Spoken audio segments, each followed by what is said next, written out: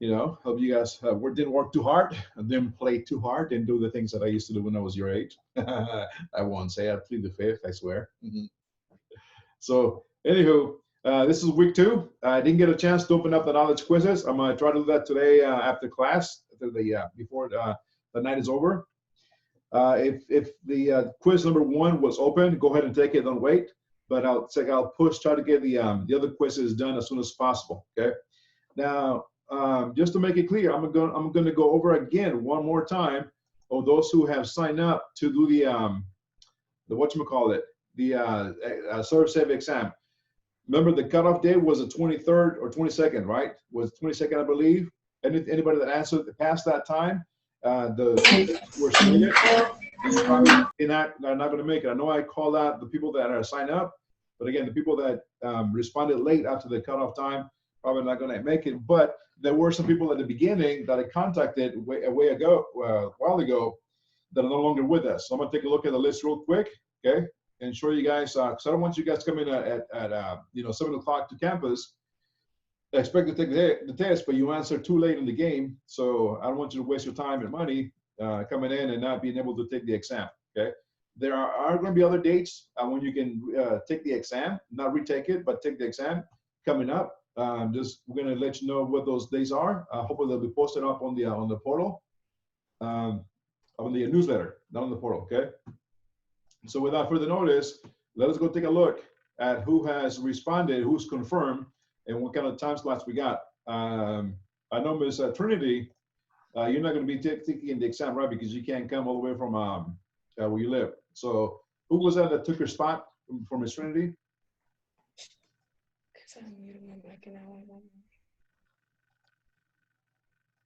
I know somebody took her spot, right? Who was it that signed up? I can't remember. I think it was me, Jeff Estola. Okay, Jeff. But due to circumstances, I think I took the last slot. Okay. And I found out it was open. But due to the circumstances, you're not going to be able to come, right?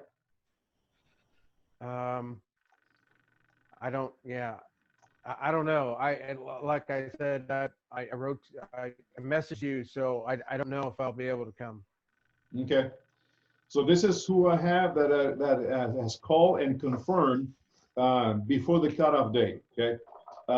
Lauren Sizdek, I contacted her. She confirmed on the 20th, but she's not in class with us, so she never confirmed. So she's not gonna. We're not gonna worry about her. Sierra Robinson, I contacted her. She confirmed, but she switched to a Gen A class, and she did not finish the ServSafe week.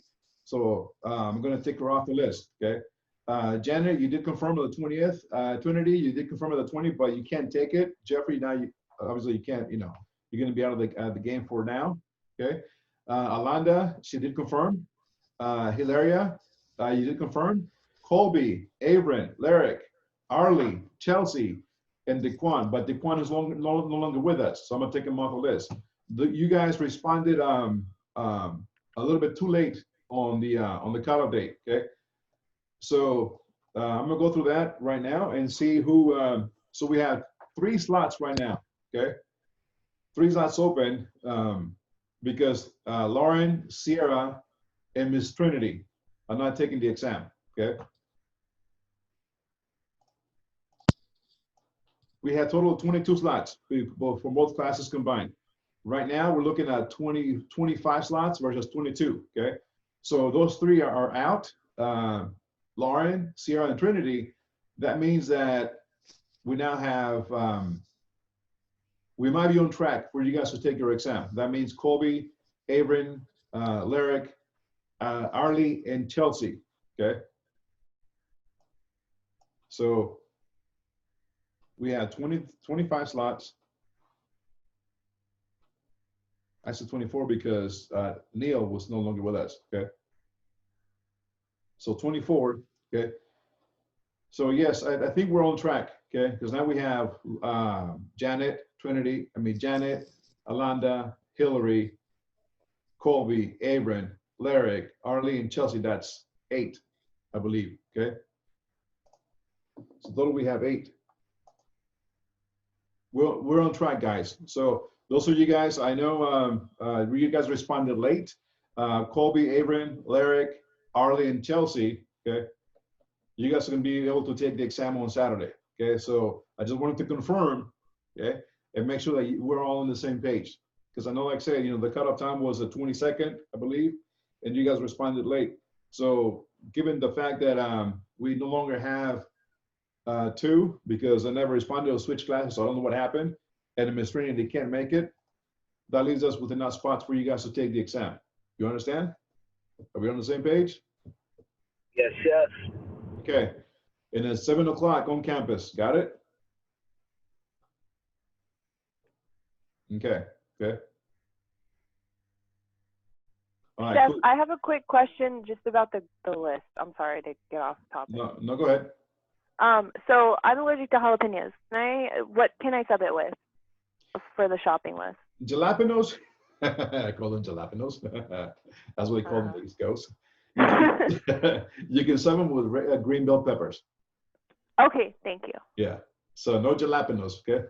It gave me Yeah. a weird look when I bought a single jalapeno. The dude just like looks at me and he's like, I was like, Yeah. don't ask questions, just go with it. Just go ahead and scan it, right? Yeah. Yeah. So if you're allergic to jalapenos, use a green bell pepper, okay? All right, let's go take a look at the newsletter real quick, all right?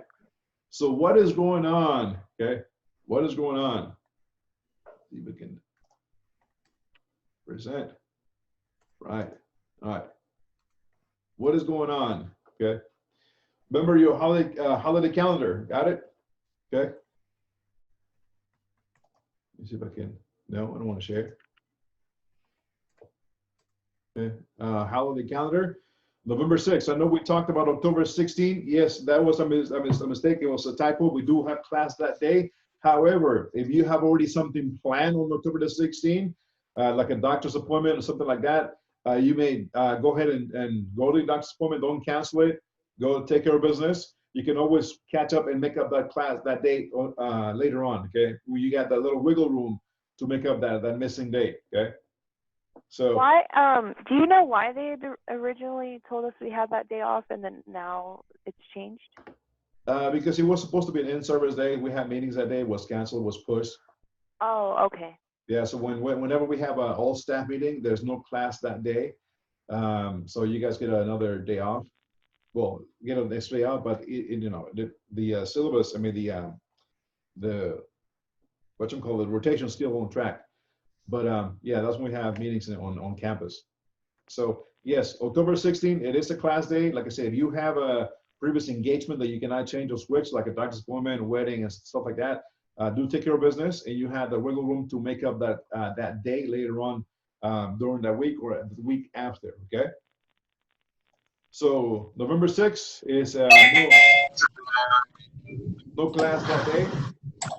Looking at November 26th, 27th, that's Thanksgiving.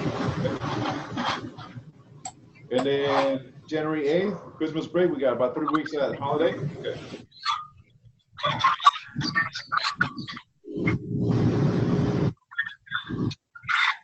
We got feedback somewhere in the back. Whoever's having the feedback, you guys go for yourself because I can't hear. Okay. Tell it out. Marlu needs to mute her mic. Who is it? Maru? Oh, okay, she did. All right, cool. Thank you. Colby Minnick is another one whose mic is still on. All right. Actually, it wasn't me. Okay. There's no one here but me. All I right. am lonely at home. It's All right. Colby. We All got right. it. Okay, cool. Anyways, that's hybrid classes doesn't pertain to you because you guys are all online. Okay. Need assistance with utilities, that's where to go to. Okay. Also the new website, mentalhealthtechs.org. If you having some mental issues about coping with this pandemic and being isolated and what have you not, they'll help you out. They got great counselors. Same thing with Christian Center. If you happen to experience the loss of a loved one or a friend or a close relative, you can go on the website and it provides some counseling as well too. Inter-school departments, again, if you have an issue with your bank mobile that wasn't set up properly, T. Vargas at staff.escopia.edu is who to contact to. About your stipend is Mary Reardon. Keep that information somewhere close to you guys, okay? Yeah, no problem. Jalapeno, yeah, bell pepper's fine. If you have an issue with the portal, contact Zendesk. You should not have an issue with the portal now. This is your second blog. You guys should be well versed. Utilizing your portal left and right, upside and downside. Okay. And again, portal issues, that's what it's called. Just a little note about how to protect yourself and how to use bleach. Online uniform standards do apply. Plus, if you have no camera, you get no 25 points. You don't maximize your points. Okay. Career Services, Jamil Hooper and Ms. Ann Derrick, that's the people to go to. I will suggest for you guys to start contacting them like around regional cuisines to start zeroing down on your externship, okay? Even earlier than that, because nowadays employers are very picky who they're going to hire to work in their place, okay? Featured employers located on Manor Road, Austin, Texas. Schoolhouse Pub. Looking to fill a line cook, 13 to 15 bucks an hour. Not bad. Stop by Monday to Thursday, 2 to 4 p.m. or email your resume to info@schoolhousepub.com. The Meteor Bikes, located at 2110 South Congress. Immediate need of pastry help, 6 a.m. to 2 p.m. Maybe not this shift, okay? Additional positions available, line cooks and pizza, okay? Pizza makers, okay? Also additional opportunities. The Laundrette is looking for a pastry cook. Zanzibar at Austin Marriott Hotel downtown. Odd Duck, South Lamar. That's a modern cuisine, contemporary, really cool. Several students who worked at Odd Duck. I think one of them, she was in my classical cuisine 2 years ago, and now she's one of the GMs in front of the house. And her boyfriend, I think he was managing the back of the house too. Okay. So Odd Duck is hiring. Crema Bakery and Cafe, Rockstar Baker and Decorator, okay? Also, our dry storage department is hiring. Those of you guys who are interested in working the dry storage, easy gig, guys, easy gig. And you get to see all the products that go into different classes so you can get used to them, okay? What else? Just for fun, sickening, another chickpea senseless smashed to death. Accident or homicide? Whatever. All right.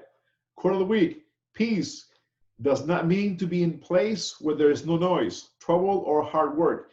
It means to be in the midst of those things, still be calm in your heart. Right? Static. Keep the static away from your head. Okay. A great song from Jim Morrison. Right? You know Jim Morrison, The Doors, back in the '60s. Right? What was that song called? Riding Through the Storm. Any Jim Morrison fans? No? Maybe. So you know what I'm talking about, right? Mr. Jeffrey, that song, Riding Through the Storm. There was a mashup with Snoop Doggy Dogg too. Riding Through the Storm with Snoop Dogg. Anyways, not to get too sidetracked, okay? During the autumn months, we will feature a recipe for one of our chefs instructors they like to make during the seasons. We hope you enjoy. I don't have any particularly fall recipes, but chef instructors have been asked if they got a family recipe or favorite one they want to submit to share with the whole entire school. They're more than welcome. I don't have one, so I might skip on that. Okay. So this recipe was submitted by Chef Pablo. Chef Pablo is from Ecuador. He's a little bit taller than I am. I'm 6'2". He's like, dude, really, man? Are you Shaquille O'Neal in this school? He's really tall, but he's got a bigger belly too. He's happier than I am. But sometimes they get us confused. I'm like, no, I'm not Chef Pablo. He is. Okay. Anyways, he was submitted by Chef Pablo. A true Texas cowboy teaching Chef Pablo how to make old-fashioned southern dough biscuits. Okay. Biscuits, buttermilk biscuits. Here we go. All right. Old school. Okay. Anyways, by Chef Pablo. Okay. Ingredients. You guys want to take a snapshot picture of this biscuits. You know, when you make biscuits, it's all about cutting that flour the butter into the flour, with your bench scraper, which we're going to be talking about in a minute, okay? And the biscuits is not how to overwork the dough because you're going to come out so dense that they're going to fluff up. So it's about how to cut that butter, nice ice cold butter into that dough, and add some little bit of ice water, okay? So anyways, that's the recipe, okay, for South Texas country biscuits, okay? You guys want to take a picture of it? We guys want to use it, make some sausage gravy for breakfast, or some sunny side up eggs, an omelet, some bacon. Or if you guys want to make some chocolate gravy. Have you guys ever heard of chocolate gravy? Anybody? Was it mole? Is that like chocolate sauce? Kind of. No, Mr. Larry, mole is different. Yes, chocolate gravy is one of those things here in the South. Okay? It is like chocolate sauce, but it's a gravy. It is. First time I had it, I'm like, the fuck? I never had chocolate gravy in my biscuits. I can't hear you, Chef. I don't know if someone's unmuted, but it's very hard to hear you. Yes, chocolate gravy. The first time I had it, I'm like, the fuck? PHO fuck? Chocolate gravy in a biscuit? Interesting.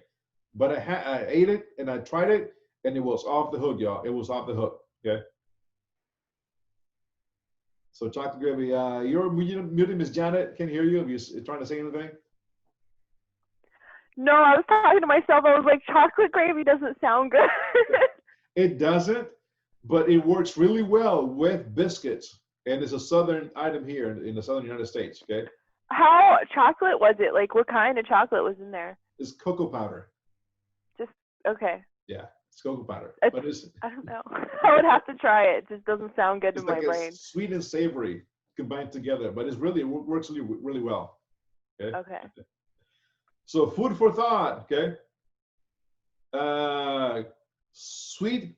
Corn sweeteners are used in juices and soft drinks. How many cans of soft drink can be sweetened with using a bushel of about 55 pounds of corn? Is it 100, 200, 300, 400? Okay. 1, 2, 3, or 4. Corn sweeteners are used in juices, soft drinks. How many cans of soft drinks can be sweetened using a bushel of corn? I get number 3, 300. Anyone else?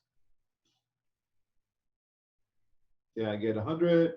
I got 400, and I got 300, 200. All right. Most of your answers are go for 300. Corn sweeteners are used in juices and soft drinks, right? Corn syrup, right? That's what we we have a lot of derivatives come from the corn. Okay, sweeteners. So, anyways, how many can use it to sweeten how many ears of corn? Okay, so the answer is some corny facts. 400. There are Wow, Chef, that's a lot. That's a lot. 3,500 different use of corn products. The grain is used as a major ingredient in many food items like cereals, potato chips, cooking oil, and more. Even juices and soft drinks contain sweeteners from the grain. A bushel of can sweeten about 400 cans of soft drink. Corn can also be found in many non-food items such as fireworks, glue, paint, dyes, laundry detergent, soap, antibiotics, cosmetics, and in the production of plastics. Maize is also used as feed for livestock, poultry, and pet food. Fun facts, okay? So if you go to, what is it, Iowa, Nebraska, right? Corn huskers, because they have a lot of corn. Get it? All right, let's go take a look at, let's go see what's going on this week.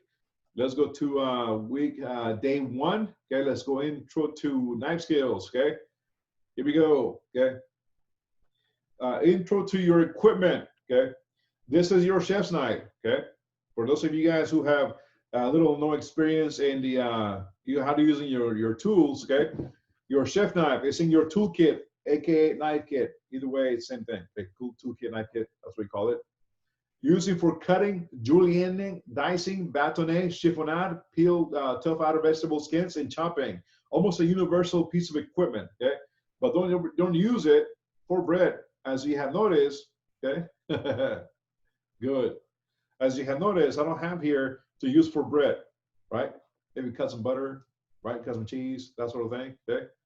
Never used for opening cans. I see that many times.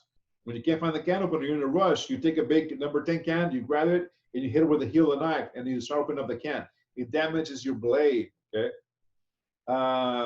Never use for boning proteins, okay? Never to use boning chicken, okay? It's too big. I can use it, but for you guys who are barely starting, try to utilize it for its intended use only, okay?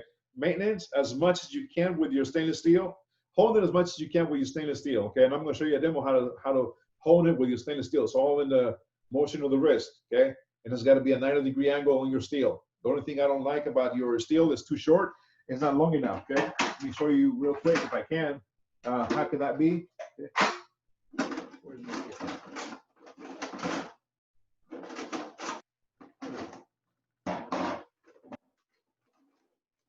Really?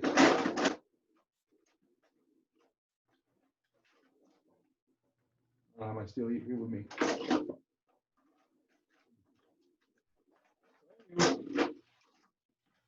Pretend this knife is your steel, right? Okay. This is your knife. This is also, by the way, this is called a scimitar. I call it an Alibaba knife. This is for breaking down large cuts of beef, primals of pork, that sort of thing. Okay. So, anyways, pretend this is your steel. This is your knife, right? You start at the heel and you go down. See the wrist of the motion until you end with the tip. The bottom here is your guard. Okay. So you start like this. Okay. 90-degree angle. Okay.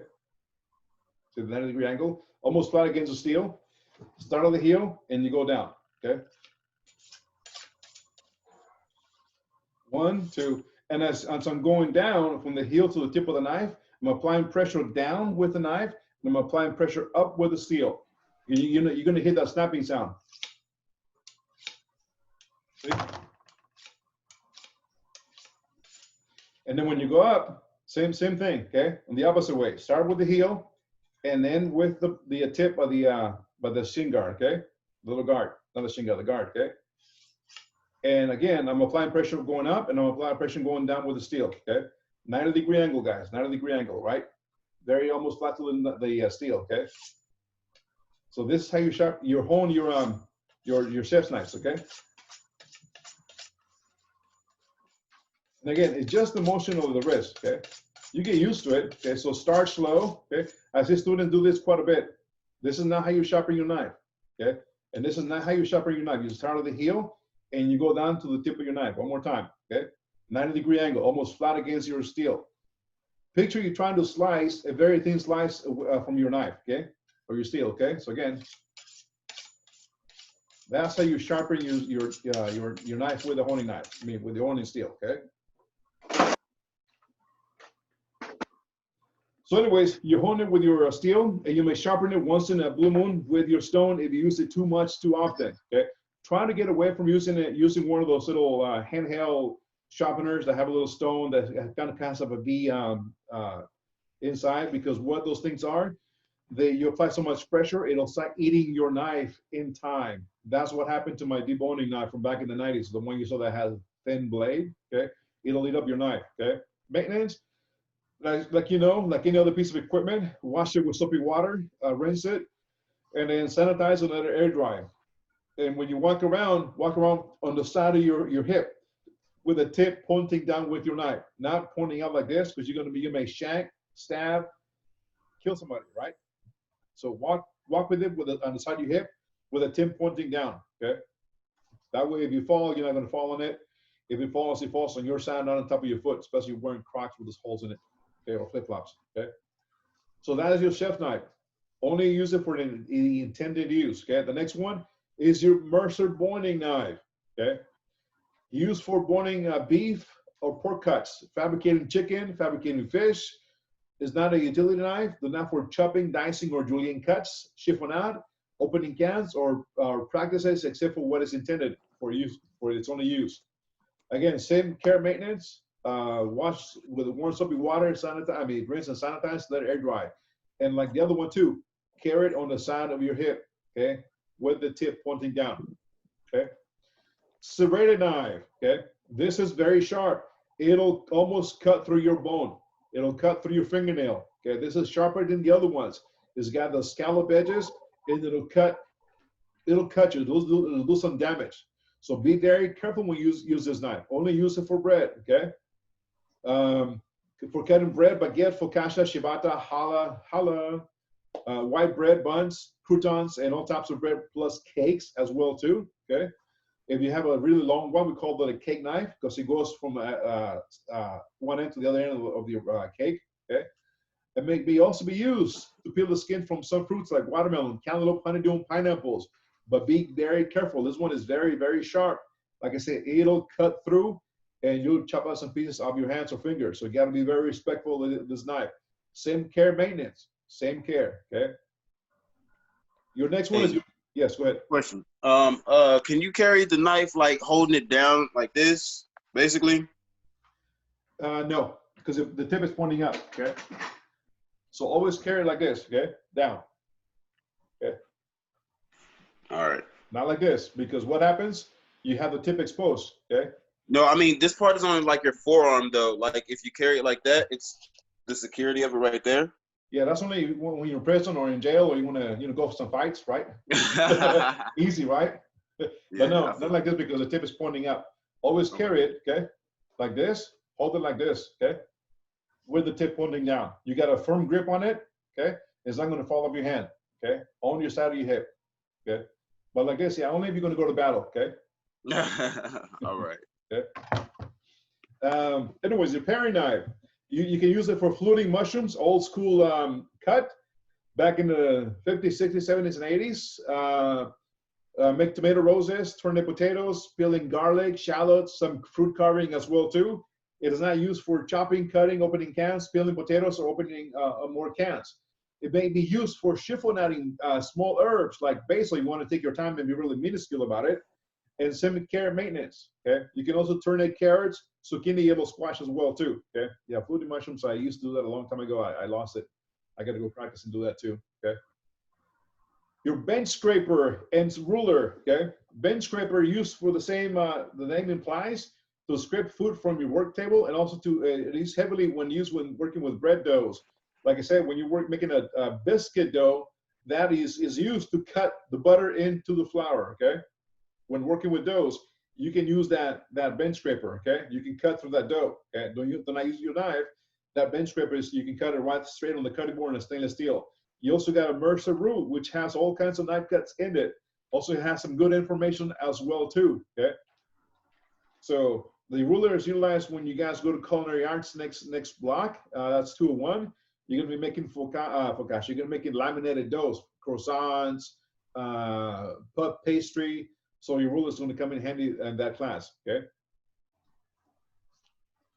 You also got your stainless steel, your peeler, your fish spatula, and rubber spatula. This is the peeler, the little white one is the one that I don't like. This is the one that's just trash. Yeah, and the other one, the little metal one, 99 cents, $1.99 at Walmart, Big Lots, or you can buy one of those ergonomic ones that has the black plastic handle, okay? I do have, I'm old school, so these little metal ones, we used to use them in the kitchen a lot of times, so it lasts forever too. Your fish spatula and your rubber spatula, okay? Sharpening steel, use to hone your knives, use as often as you can to hone it. Now you saw me how to do that honing motion, right? Do not use to hit or tenderize meat with it, and it's not a drumming instrument. Don't sit there and try to drum, right? It ain't gonna cut it, okay? Best care, again, same thing. Wash with soapy warm water, rinse, sanitize before, because it will collect metal shavings from the fine grooves it has inside. So you got to wipe it once in a while. Don't assume that you're going to grab your knife and hold it and put it away. It has metal shavings or metal dust inside the little grooves. Also, sometimes people sharpen the knives when the knife's dirty. They transfer that fruit product onto the sharpening steel. Okay, so that gets cross-contaminated. So you got to clean it as often as possible. Okay, peeler for the same thing. Fish spatulas for turning fish in the sauté pan, and to remove the fish nice and gently from the sauté pan, leaving the juices behind, okay? So the fish spatula, but be careful using a non-stick Teflon omelet pan because that'll scrape the bottom. It's metal to metal, okay? And you have your plastic heat-resistant spatula used for folding ingredients in the bowl, scraping items to the side of the bowl. May be used for on the stovetop with hot liquids, but be careful not to leave it on the unattended or it will burn. I've seen many students have the handle already melted or it gets too hot. Okay. And that's the little sharpening tool I was telling you about on the right-hand side of the little picture. That's the one trying to avoid using it all the time because it will eat up your blade. It will eat up your blade. If your knife is very dull, you may go to Blades of America, I believe it's in North Lamar, or maybe somewhere close to where you live at, and then we'll sharpen your knives professionally. Okay, it's usually about $3 to $9 per knife. Okay. Morning, Sheffy. Hi, how are you? We missed you, right, guys? I was wondering where you were, Chef Pavla. You know, it's really weird that we got our schedule kind of late to start a new class, and it just so happened that my son had asked me to do something, and it was Friday and today, and I had okayed it. So Friday I went to the doctor, but today it was to help my son. You know, we've got to be there for our family. So, and I've never missed. I've been at the school for 10 years, and this is the only 2 times I've ever been late. Do you hear me? And it's all in 1 week, and it's like, slap me. Gosh. So I just want you to know that I'm always a person that's always there, and things do come up and life goes on, doesn't it? It does. Sometimes you can't help it. Okay. No, you can't. It sure does, and we missed you, Pavla. Well, you know what? I feel the love. I don't know if Chef Miguel feels that way, but I do feel Sure the love. does. You know, you're still my number one. Oh, I know. Do I know that? You know. Well, that's great. So you're going over the stuff. Right. Okay. That's good. Next one is you got your microplane, fish deboner, thermometer, and pastry tubes. I think I misspelled my microplane. Whatever. Microplane is used to set fruits like lemons, limes, and oranges. Also used in grating cheese, but it's very, very fine. If you want a large grate cheese, you want to grate a big chunk of cheese, cut it into small pieces so you can grate it. Okay. It probably won't work with cheddar cheese because the cheddar cheese is so moist. Okay, it'll work with like Parmesan, Pecorino, dry cheeses. Okay, your fish deboner, also known as your Nilo splier, is for deboning fish. Okay, back in the days, we had this little instrument to debone fish. They look like tweezers. Okay, and they're a rarity. These are to debone fish. Now we have Nilo spliers. I had this one since back in the early 90s. Still have it with me. They still use those at least at my work. They use those for the fish bones. Yep, they work really perfect. Okay. They're really good for de-seeding cucumbers too. Actually, if you use the other part, it slides right off. I'm like, I'm not gonna take a seed by seed out of the cucumber. That's No, you have to just skin it down like. Or take the newbie to de-seed the strawberry, right? Thermometer, we know all about it. Okay, you have that one in your toolkit. But again, if you want to change it or switch it up later on in time, when you have the funds available, you can buy the digital one. It's a lot better. And you got some pastry tubes, okay? They might come in handy. Like when we do mashed potatoes, you might want to do a little pastry bag and pastry tube and pipe the potatoes so it can give you a little bit of height, right? Those have to be washed and cleaned too, but do not stick your finger in the larger part all the way through, because when you're trying to get it out, those little edges are going to prevent it from your finger to get it out. Almost like a little Chinese little thing where you put your fingers and. Oh my God! Have you ever had anybody do that, Chef? I have. I've seen it, and I've also. How do they get it out? Back in the days, you bend the sharp edges outwards, and you move your finger. Ooh. Yeah. Okay. So pastry tubes. Okay. Next one. This is the items that we covered the other day. With the items you can add to your toolkit in time when you have the extra available funds. Okay. We talked about balloon whisk. There's another one called the piano whisk. Piano whisk is very stiff. The wires are very stiff, very thick. Those are like for mixing concrete, grits, oatmeal, heavy items that have a heavy liquid. The balloon whisk is good to emulsify, make mayonnaise and hollandaise, and make, work with chantilly and heavy cream. Okay. You also got your pastry brushes. You can buy some Big Lots or Dollar General for 99 cents, even at Walmart. Doesn't have to be specific pastry brush. You can buy one of those little disposable ones if you want, or one of those, but be careful not to buy the really, really cheap ones because they leave the hairs, the bristles in your food, okay? Disposable pastry bags, you might want to, you know, if you have some, awesome. If you don't, a Ziploc baggie can also do the same trick, but you got to be careful for the product not to be too thick because you're trying to push it and it's going to explode on you, okay? Digital scale is the one item we didn't mention last week about that one you are going to need. Is not included in there. If you have one, awesome. If you don't, that's something that you might want to invest later on because you're going to be measuring a lot of ingredients by grams or ounces. Okay. A must. Definitely a must, guys, please. Yeah. Because a lot of things, especially if you're going to be baking, you're going to be baking in the next couple of quarters, and you're going to have to weigh everything, and it's so important. The school does sell them. You're going to have to go through Mary and Stan, but they're a lot cheaper than going to Make It Sweet or someplace else on Mission. They're a lot cheaper at the school. I think they're around $22 or $24 or something. Someplace else, the same scale is $35.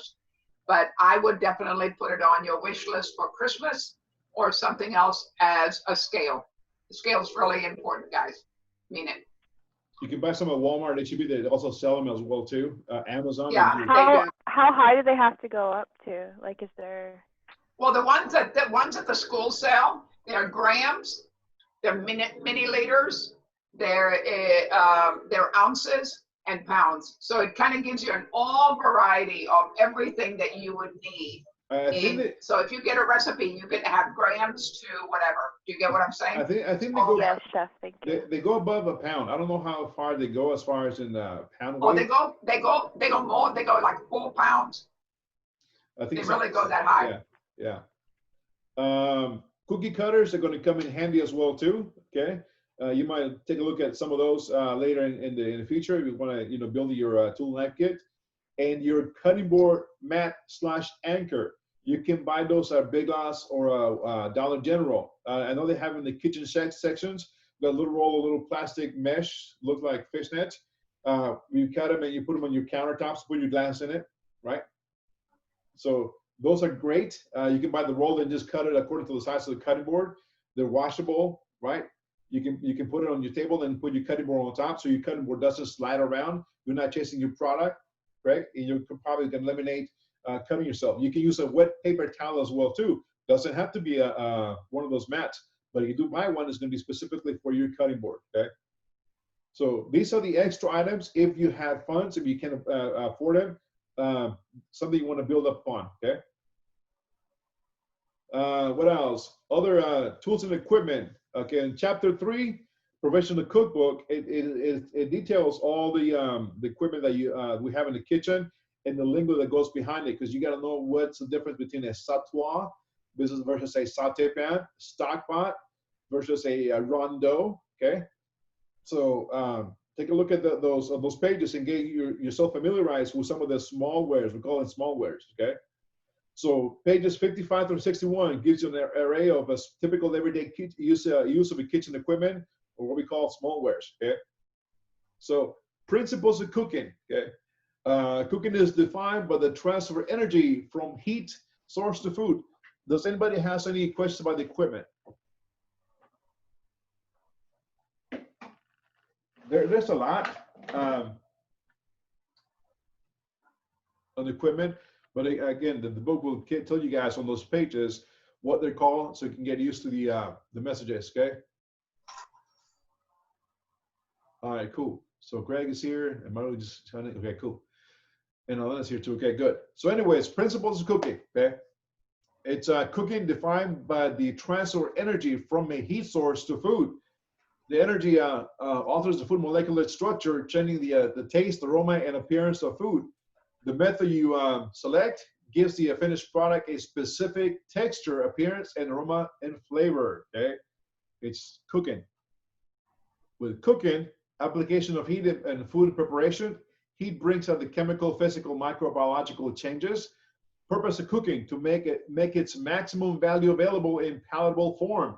2, to develop and enhance flavor. 3, to improve the digestibility. 4, to increase palatability, to improve its color, texture, and flavor.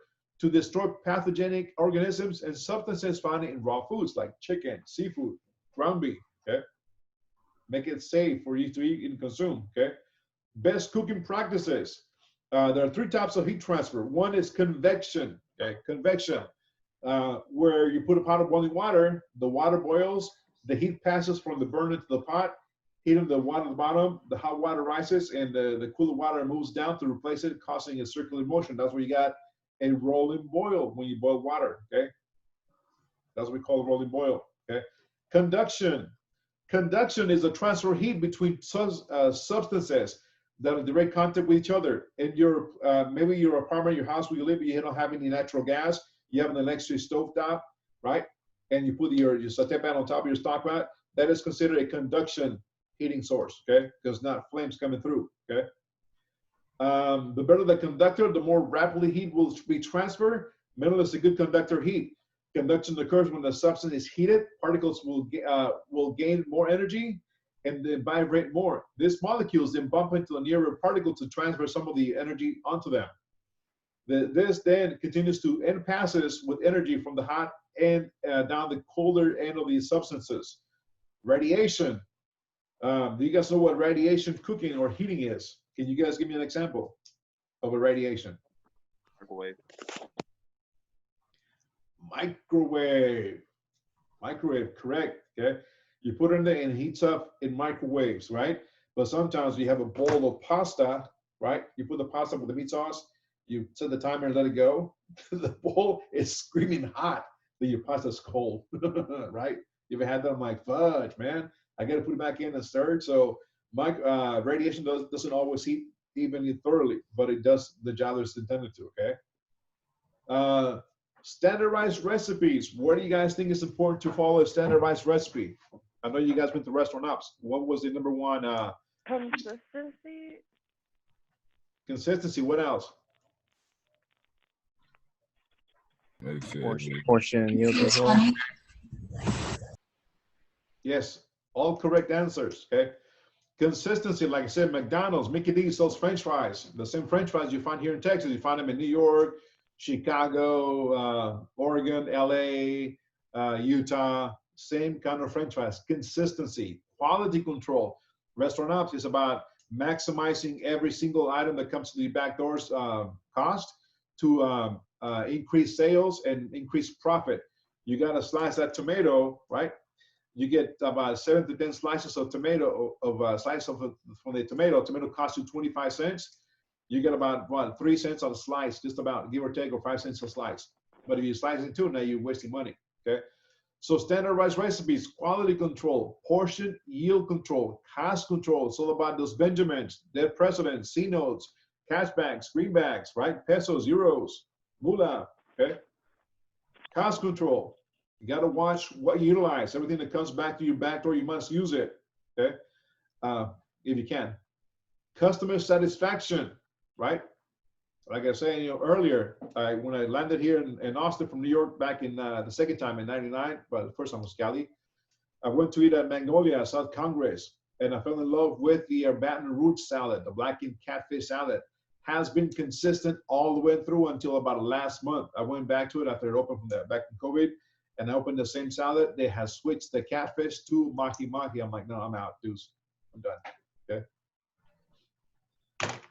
So customer satisfaction, you got to keep it consistent because that's what's going to draw your loyals back. Okay, if you change it, it's like, what the, right? That's Okay. all like a domino effect too. Like if you have the first two, if you have like the portion control and the consistency, then the other two just kind of fall into. Yeah, right.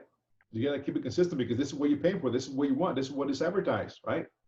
And you want to go back because you remember those food items. You remember the taste of the palate. You remember the texture, the eye appeal, right? That's what draws you back, right? Also, again, consistency, nutrient content, increase employee confidence, right? Because everybody makes it the same way, okay? If you get a rogue cook, somebody wants to come in and do their own recipe. This is your restaurant. This is your family recipe. Somebody wants to come and modify it. Hit the road, Jack, and don't you come back no more, no more, no more, right? See you, bye. Bye, Felicia, catch me outside, news, right? Got no time for that, I got bronchitis, right? So anyways, find a new recipe to make, survey, get hospitals, figure out the portion size you'll need, make changes, retest the recipe. If it doesn't work, adjust it, develop a clear instruction. Now, there are going to be some recipes in this class, in this course, that I'm going to tell you, do not follow that recipe, okay?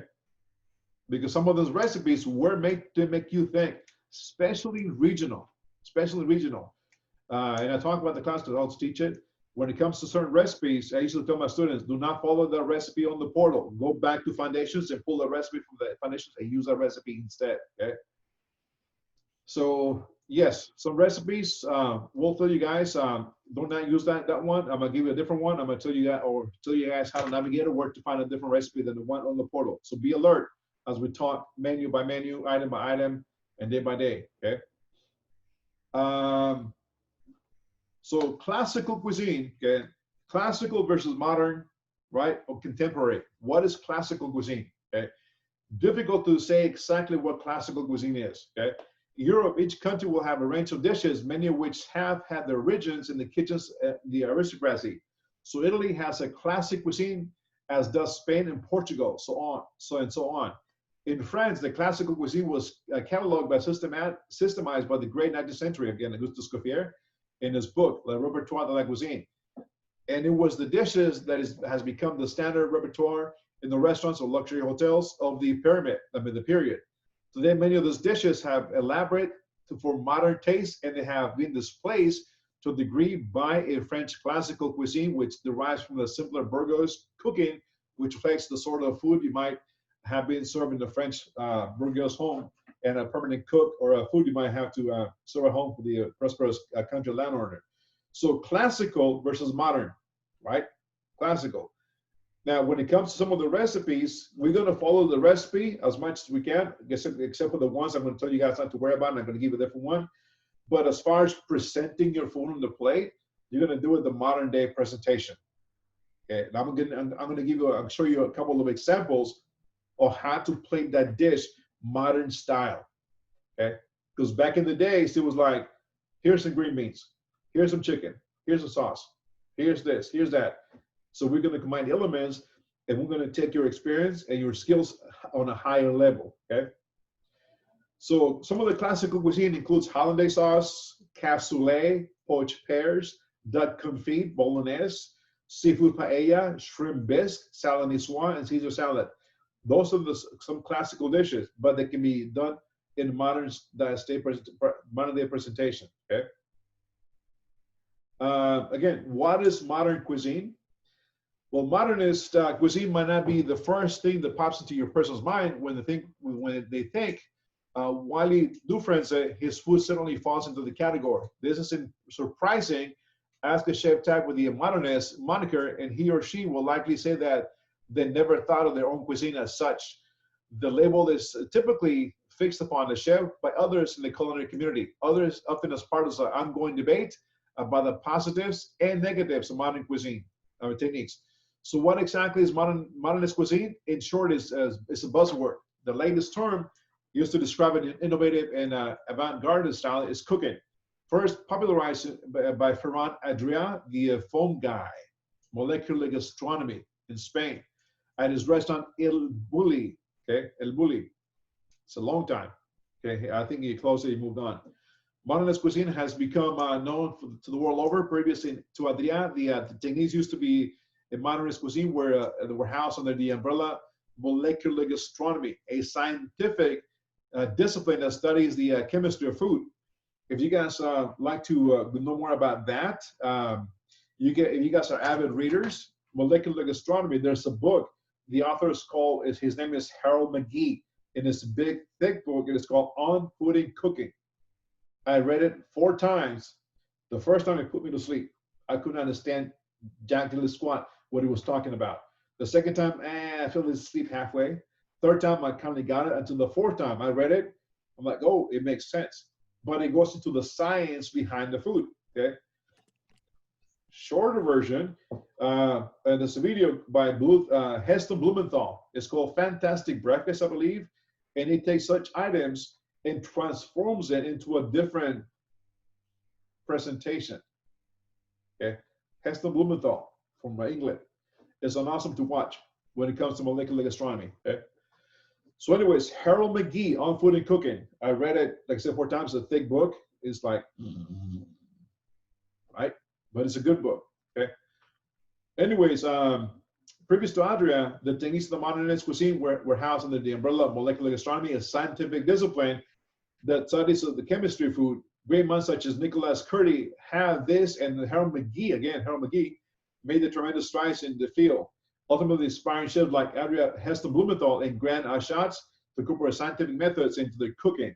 Thus, modernist cuisine was born. Okay, even when you make a simple sauce or hollandaise sauce, it is food, it's science and food. Okay, when you do a pot roast, when you do a roast like a prime rib in the oven, okay, there's a chemical reaction that when you put a seasoned prime rib or roast in the oven, when it goes into the heat, it either shrinks or doesn't shrink, depending on the high temperature or the low temperature, how long you leave it on the stovetop, on the oven. When you pop bread in the oven, you make the dough, you let it prove, it proves nice and beautifully, right? And you pop it in the oven, and it has a chemical reaction once it touches heat, and it proves faster and higher, and it has a golden brown crust color, okay? So this is classical, this is modern, okay? So pay close attention, guys, okay? I know, I like Drake. So the bottom left is a slow cooker sour cream cheesecake. Top left is some modern day salted caramel cheesecake, okay?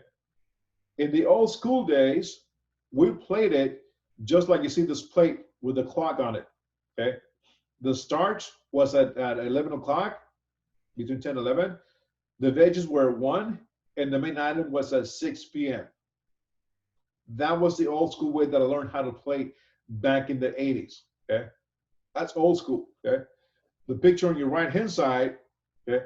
Old school, you have your rice pilaf, your salmon, and your chives.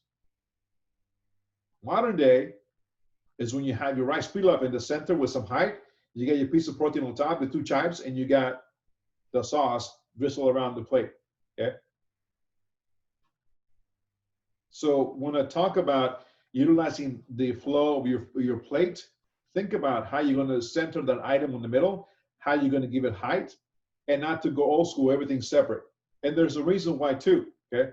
From the time that food gets cooked, gets put on the window, and the server picks it up and goes to the dining room, it'll drop about 15 degrees Fahrenheit, okay? It'll drop about 10 or 15 degrees. Such a long distance, you got so many vents up in the ceiling from the AC is always kicking, right? If you don't have it covered or in a hot box, it's going to drop in temperature, okay? So by putting the items separate, they're going to get colder fast, even though your plate might be hot. What happens in the middle of the wintertime in the Arctic or the Alaska, or when it gets cold and you all go out with your buddies, you're going to try to huddle together as much as you can to retain the body heat, right? Because you're going to get cold really quick. Same thing with the plate. All the items, they're separate. They're going to get colder really fast. You're going to have them centered with height, or somehow have nice, not so much height, or have them nice and tight. They're going to retain that heat. They're going to remain hotter when they go to the dining room table. You're going to have you're going to lessen the complaint to your food getting cold, okay? So think about that, okay, when you present your food, okay? Center of the plate with height, okay? Be modern day style. We're going to go through some dishes, and each day of the week, I'm going to go through with the menu.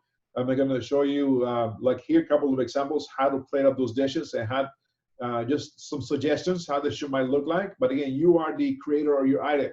Be creative with it. We don't want the prison food or slop food or cafeteria food. We want something more elevated, okay? So trying to set the standard a little bit higher, okay? Chef, Yes. how are we going to do this week's production sheets? Because I get how to do it when we're doing actual like recipes, but with like, because it's going to be knife cuts and stuff. How are we going to do that this week? So with that, this week, you're going to do your production sheet. You're going to write your menu on the left-hand side, what's on the portal, and then you're going to have your items, your prep items, and then you're going to have your recipes. It's really simple. It's an intro how to the production sheets. It's basic, okay? Like julienne onions, sliced onions, or bâtonnet French fries. What size, what dimension, right? So, right, bâtonnet potatoes. What dimension, what size? Dice, what dimension, what size? Small dice, julienne, what dimension, what size? That kind of simple. And also your bâtonnet, you're going to make them French fries. So you need to write in the cooking time and the cooking temperatures, how to blanch those potatoes. Okay. Okay. Thank you, Chef. You're welcome. Okay.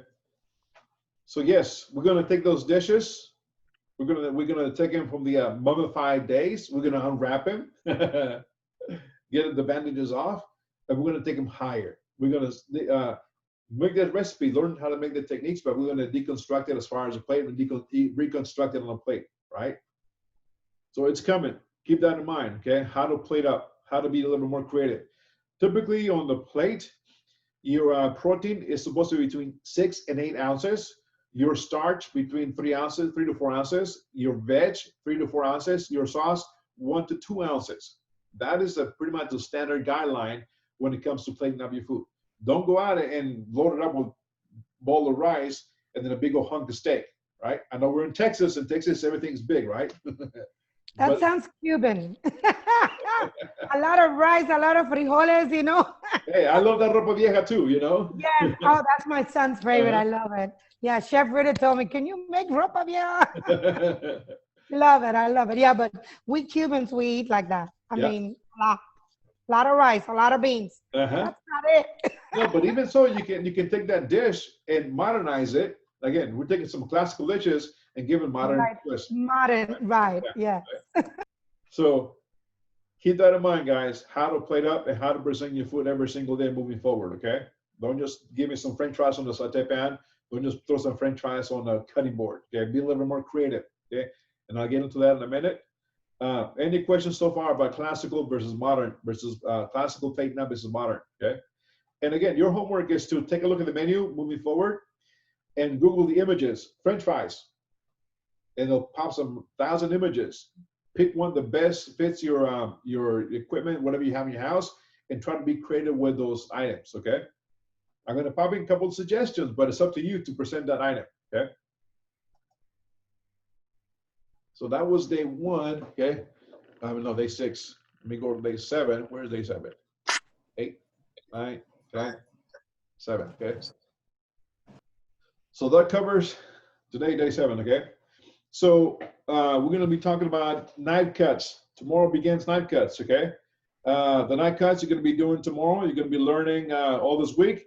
It's about bâtonnet, julienne, fine julienne, large dice, medium dice, small dice, brunoise, paysanne, biescat, oblique, and chiffonade, okay? The book tells you what those knife cuts and the dimensions are, okay? Right, and what they're intended to use for. Because I'm going to go through each one of them and what they're supposed to be used for the cooking methods, okay? You can't do large dice, okay, when you're cooking Asian cuisine. You got to be small, fine julienne, because everything cooks really fine, really in less than 5 minutes. You can do medium dice when you do like soups and stuff like that. Large dice when you do like beef bourguignon, pot roast, that sort of thing, because they're cooking for a long time in the oven, okay, or in a stovetop, okay. So kitchen language, what are the basic knife cuts, okay? Every good recipe has an ingredient list that allows you to prepare your mise en place, your items together, okay? And have all the ingredients measured out, okay? Peel, cut, and slice before you begin even cooking. But when the recipe calls for the carrots to be julienne and the basil to be chiffonade, it can throw you for a loop if you're not used to this lingo, okay? A few basic types of knife cuts used in many recipes, and each produces a standardized recipe for food. I mean, place of food. This is important, especially in the restaurant kitchens, because cooking times in recipes are written with the size of the cuts in mind. Remember that, okay? Remember that, okay? Cooking times in recipes are written with the size in the cuts in mind. Uniform cuts are not only great for presentation, but they can also ensure that every piece of food cooks evenly together. Here's some of the cutting terms that you'll find in recipes. Okay? Baton, thick cut chips or steak fries that are cut in chunky batons about 8 millimeters in thickness. This is the largest steak cut for the intermediate step for the medium dice. Recipes of chunky stews often call for carrots, potatoes, and meat to be medium dice, which is what you get after you chop up the batons into cubes. The large dice, 2 centimeter cubes, is more uncommonly used in cooking, but you might large dice a watermelon for serving. Okay, bâtonnet.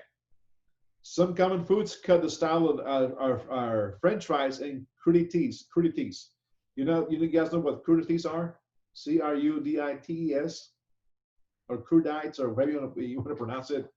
Crudité. Vegetable sticks. Well, yeah. You on the right track? Anyone else? Come on, my Spanish speaking people. Crudités. Even the word sounds familiar. I don't know, Chef. I would like to know. Crudité.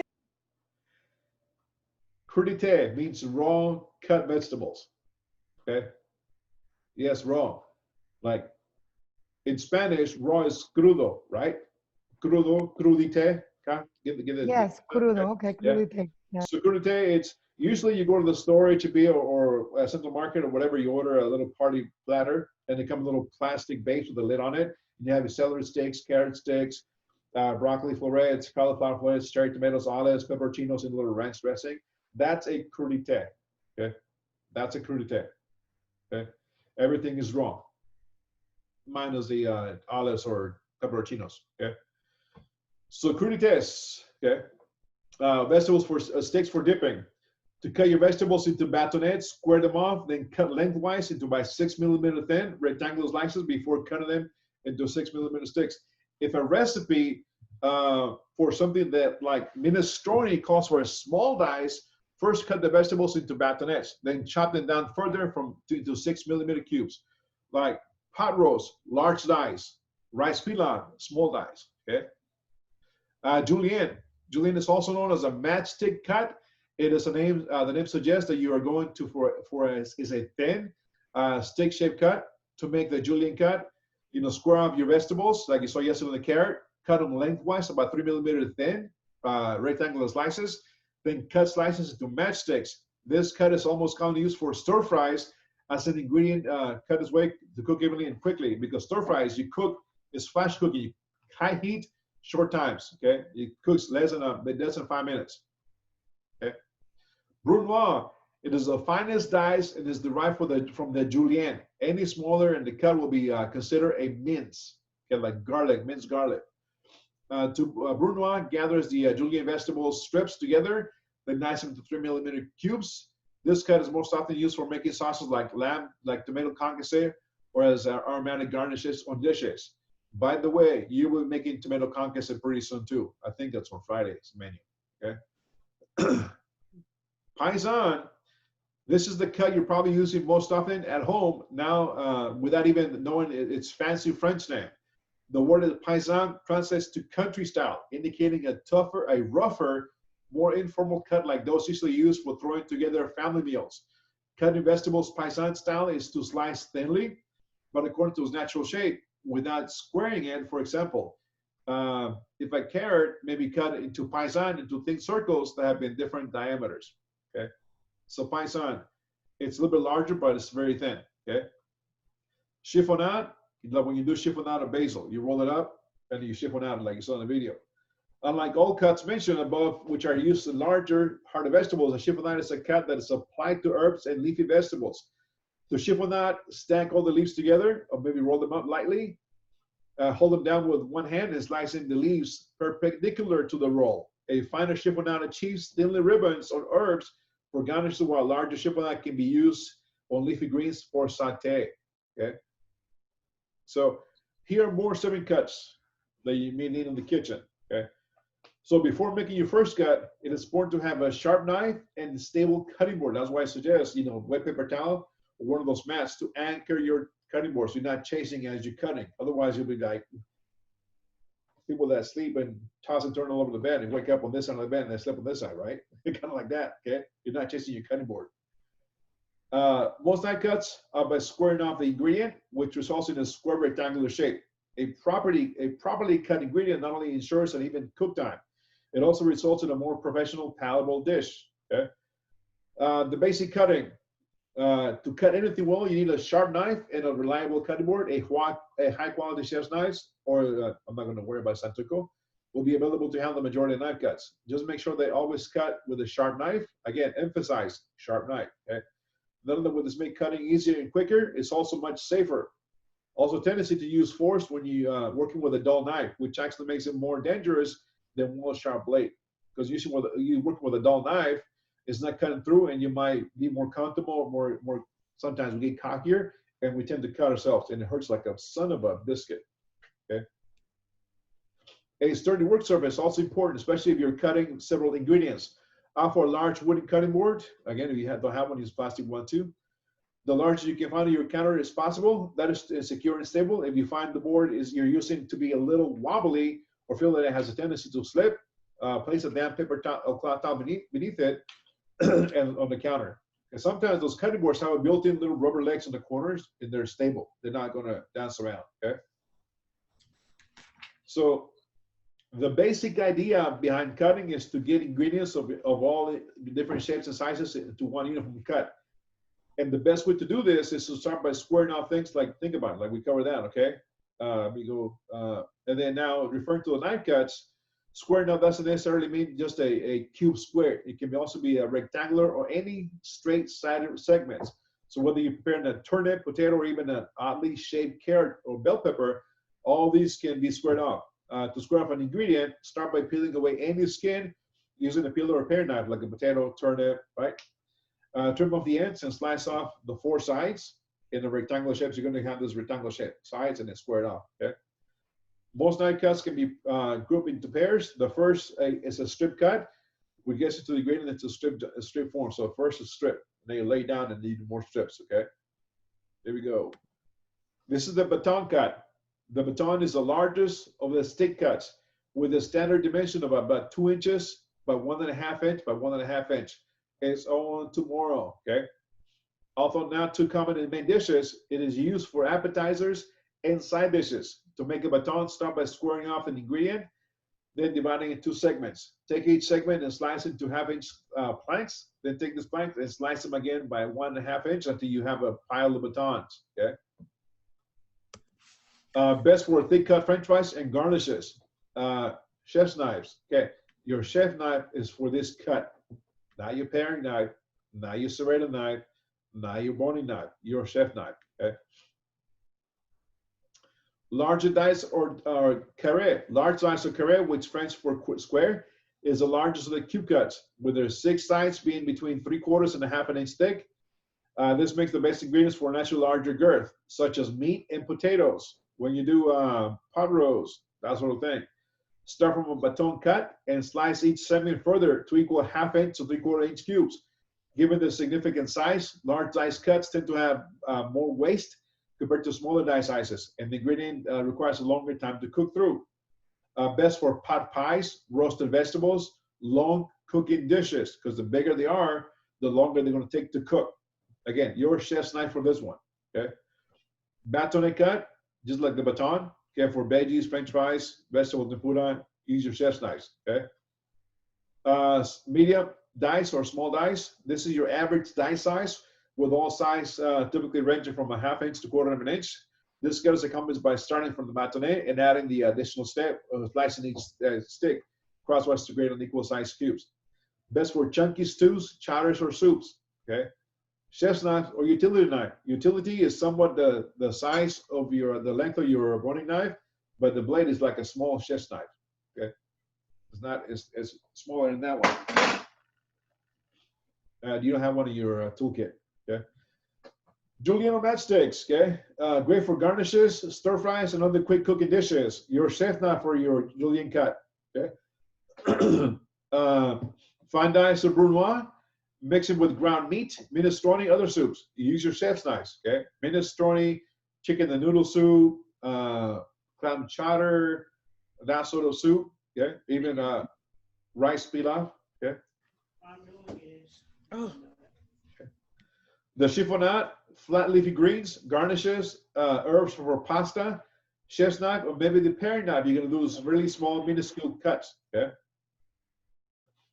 The purpose of a proper knife cut may be easy to skip over all the steps needed to execute a good knife cut. After all, most ingredients end up cooked and mixed with the ingredients anyway. So we'll even notice, somebody will even notice it. In the contrary, a well-cut ingredient is the first step into a well-cooked dish. Like, you're not going to have a chicken noodle soup with a big, large diced vegetable, right? You can't. You don't have a big old pie hole, right? Eat it. So it needs to be small or medium diced, okay? If you do a large dice for the potatoes, you cut it with a fork. That's how soft and tender it will be, okay? In addition to cooking, another reason to consider sharpening your knife cuts is preparation. A dish with properly cut pieces not only appears more professional and aesthetically pleasing, and it's also more enjoyable to eat. A salad is easier to eat when the pieces can easily fit into the tines of the fork. And a stew goes down much better when the ingredients are already bite-sized pieces, especially with a salad. The salad, you got to have small pieces because otherwise you're going to have this big old long strangled lettuce coming down your fork. You're trying to eat it, it's going to be all over your chin and your top is going to get all dirty. Plus, it's going to look like unappetizing eating it like that. So on tomorrow, okay, tomorrow's menu and agenda, okay, you are going to practice advanced knife cuts, potatoes, bâtonnet, julienne, dice, saute, and fry. When you're cutting with potatoes, when you're working with potatoes, always have a clean container with cold water in it, big enough to put the potatoes in it so they will not oxidize, okay? Potatoes will turn dark in color as they sit unprotected in water, and before you know it, they'll look like they're bruised, okay? So always have them soaked in cold water, okay? You're gonna fry them, saute and fry them too, okay? Because you're gonna do two kinds of cooking techniques tomorrow with your potatoes. You're gonna saute and fry. So saute, okay? This is what it means to saute, okay?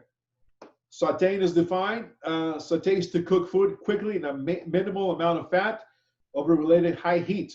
The word comes from the French verb sauter, which means to jump, and it describes not only how food reacts when placed in a hot pan, but also the method of tossing the food in the pan. Do not just throw the food in the pan because you got hot oil. You're gonna throw it in. It's gonna splash out. It's gonna burn your hands.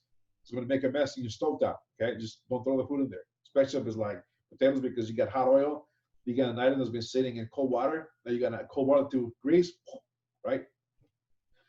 The term refers to cooking tender cuts of meat such as chicken, breast, scallopini, or filet mignon in a small amount of fat over moderately high heat without frequent stirring.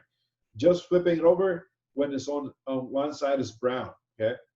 What sauteing does, the browning achieved by sauteing lends richness to meats and produce. And because the food is cooked quickly, the integrity of the flavor and texture remains intact. Asparagus, for example, retains a slightly grassy punch, as well as pleasing crisp and tender bite. That we call that al dente, to the teeth. Okay. And equipment, you'll use a skillet, a wide pan, or a slope sides. Saute pan, a wide pan with a straight sides for this technique. Both have large surface areas, so food less likely to become overcrowded. Choose a pan with a dense bottom that is evenly distributed heat. Non-stick, anodized aluminum, and stainless steel options work well too.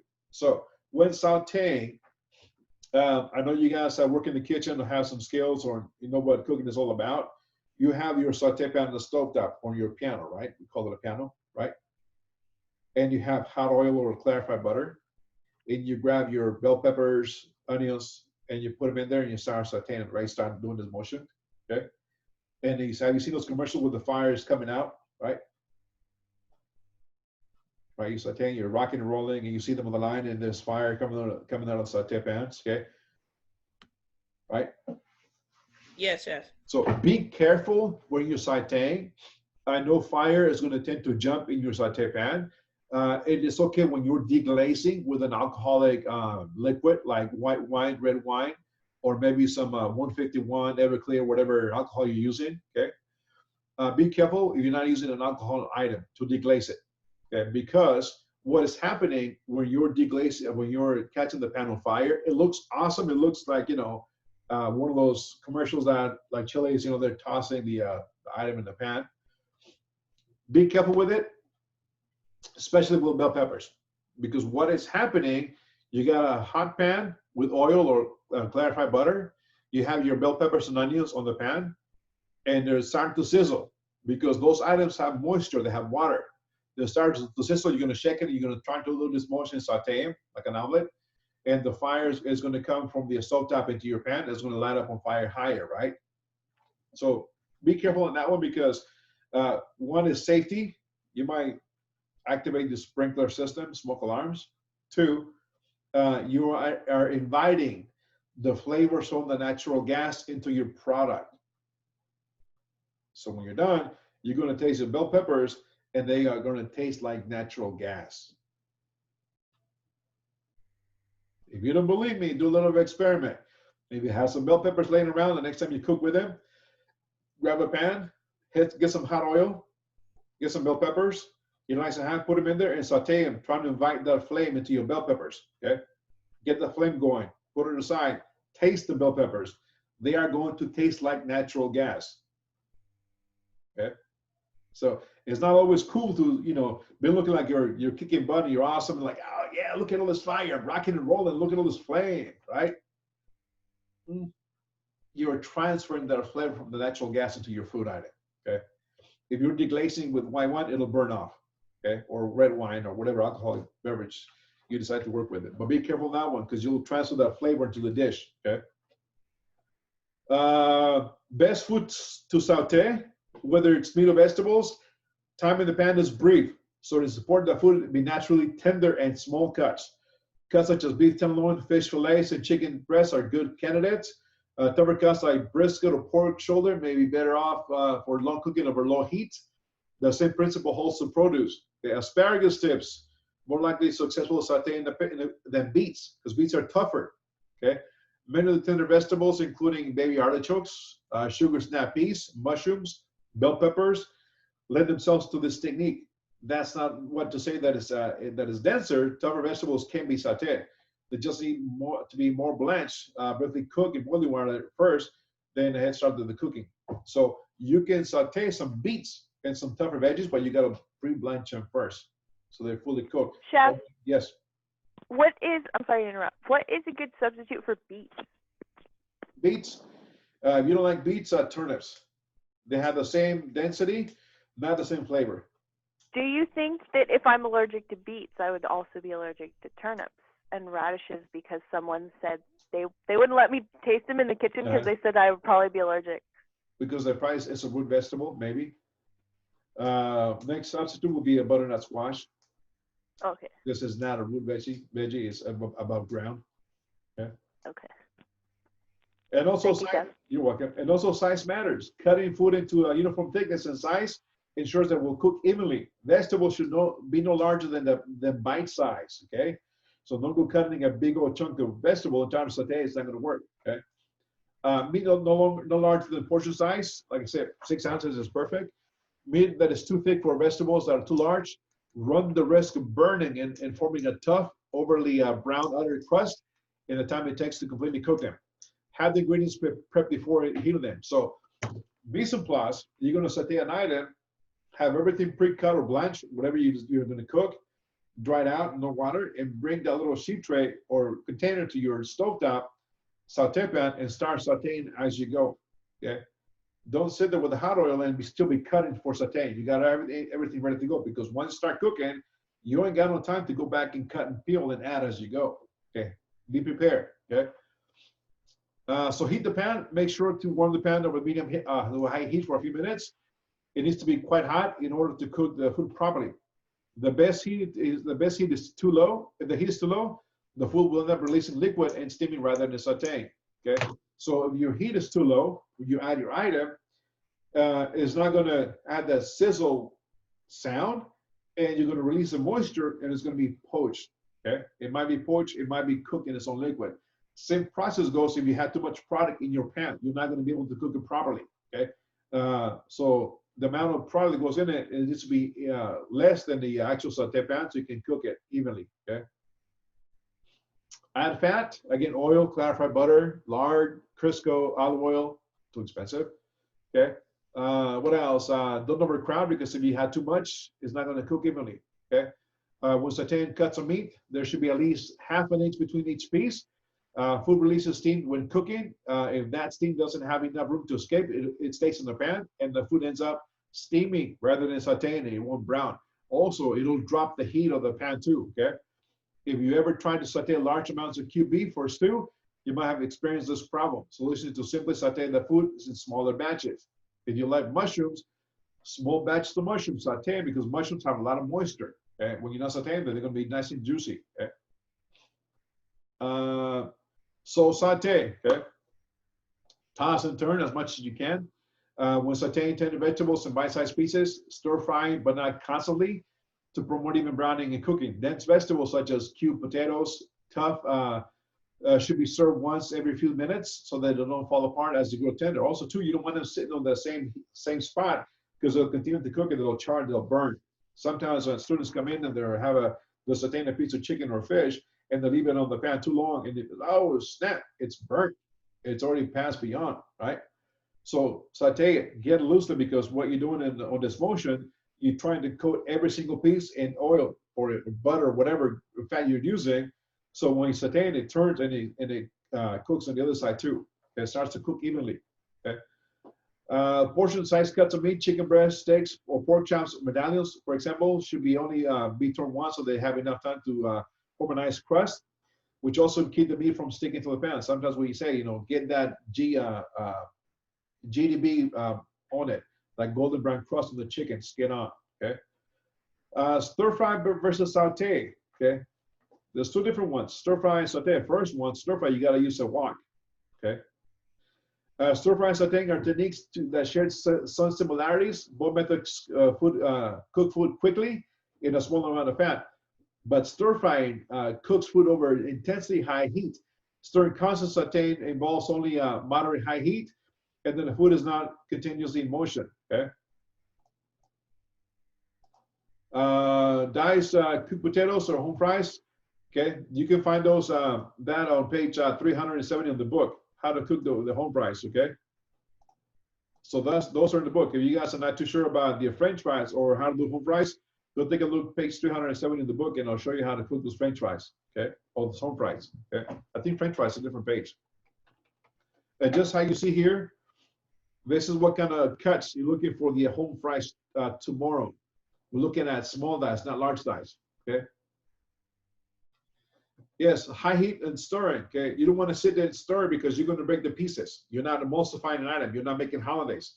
You're going to saute, use the motion. Okay, on the wok, you're using the wok paddle to help you saute inside it because it's deep and it's bigger. Okay, but don't sit there stirring too much. Okay, you're going to break those items. I have students who are sauteing a recipe on the stovetop, and they're sitting with the saute pan in the stern like you're gonna kill it and then break it into small pieces. I'm like, no.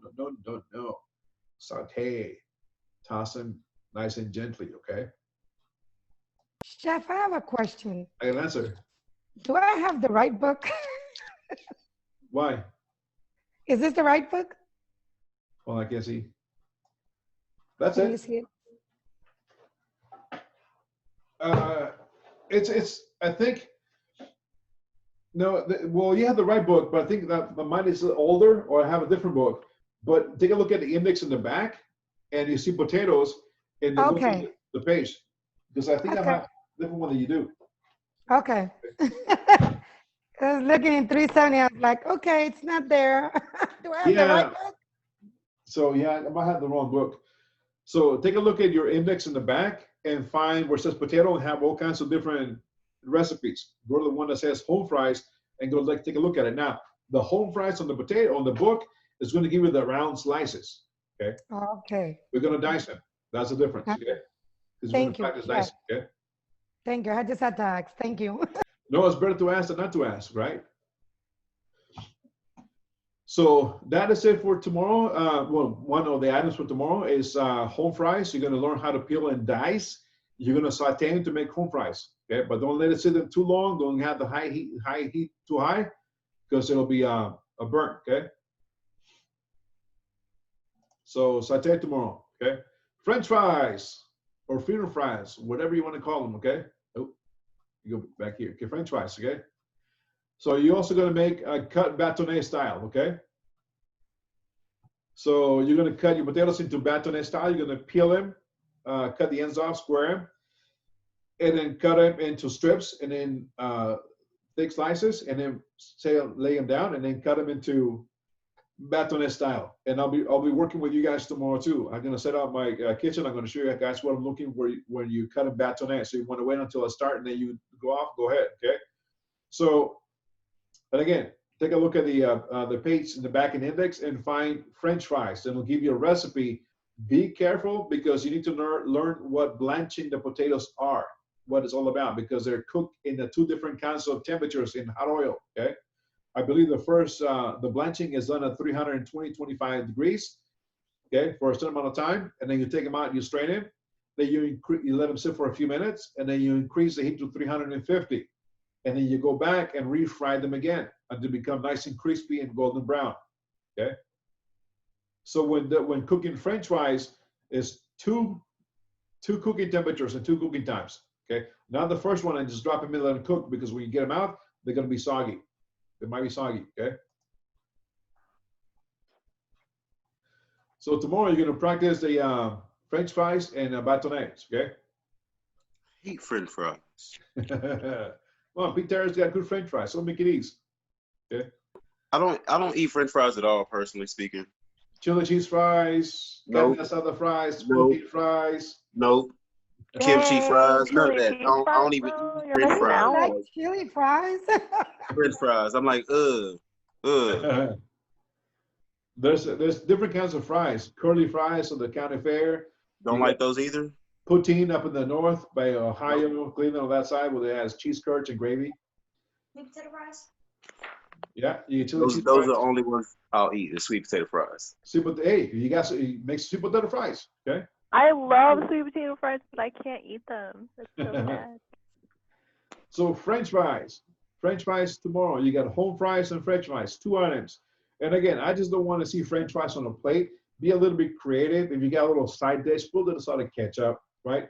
Try to garnish it with something, or a little cutting board or some kind of vessel. But just here, fries on a plate. Right. Right. Be a little bit creative, right? Be a little bit creative with your French fries tomorrow. Let's just throw them on the plate, okay? So French fries and home fries tomorrow, okay? Let's take a look at some quick herbs, okay? Some herbs, not the kind of herbs, okay? How to use fresh herbs. What would pesto be without basil, or salsa without cilantro, okay? Whether you use the red, use a pinch of, or by the bunch, fresh herbs pull a recipe together by infusing the dish with unparalleled aromas and flavors. For example, basil faint licorice flavor brightens lemon sorbet, okay? While rosemary's finely complements chicken zucchini skewers.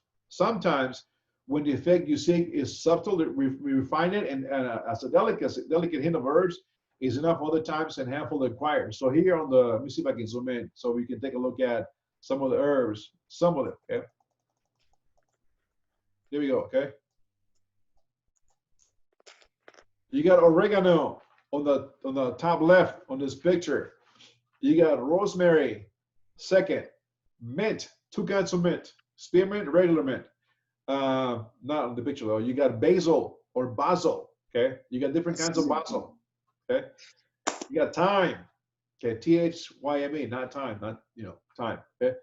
You got parsley, that is flat leaf parsley. It looks like cilantro, but it's not cilantro, okay? Sage, it look kind of the texture looks like kiwi, a little fuzzy on the leaves, okay? And it's very aromatic. You got savory, it looks like rosemary, but it's not, okay? You got cilantro and you got tarragon. Those are some of the basic herbs in cooking, okay? You may buy them dried, but they're not gonna have the same quality and flavor and freshness, okay? So those are some of the basic herbs to work with, okay?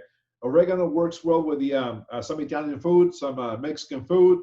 Rosemary is across the board, okay, but it's too strong, so be careful how much rosemary you utilize. And also those little needles, either chop them if you're gonna put them in rice, because they're gonna be long and they might be hard to chew. Try to get away from using dry rosemary because it's like chewing on toothpicks and not gonna get rehydrated. Mint can be used as a garnish. can be used in an ingredient like in Thai cuisine, which gives a flavor, or Vietnamese cuisine, gives a refreshing flavor. Basil, of course, is Italian, but also Thai basil in some of the dishes.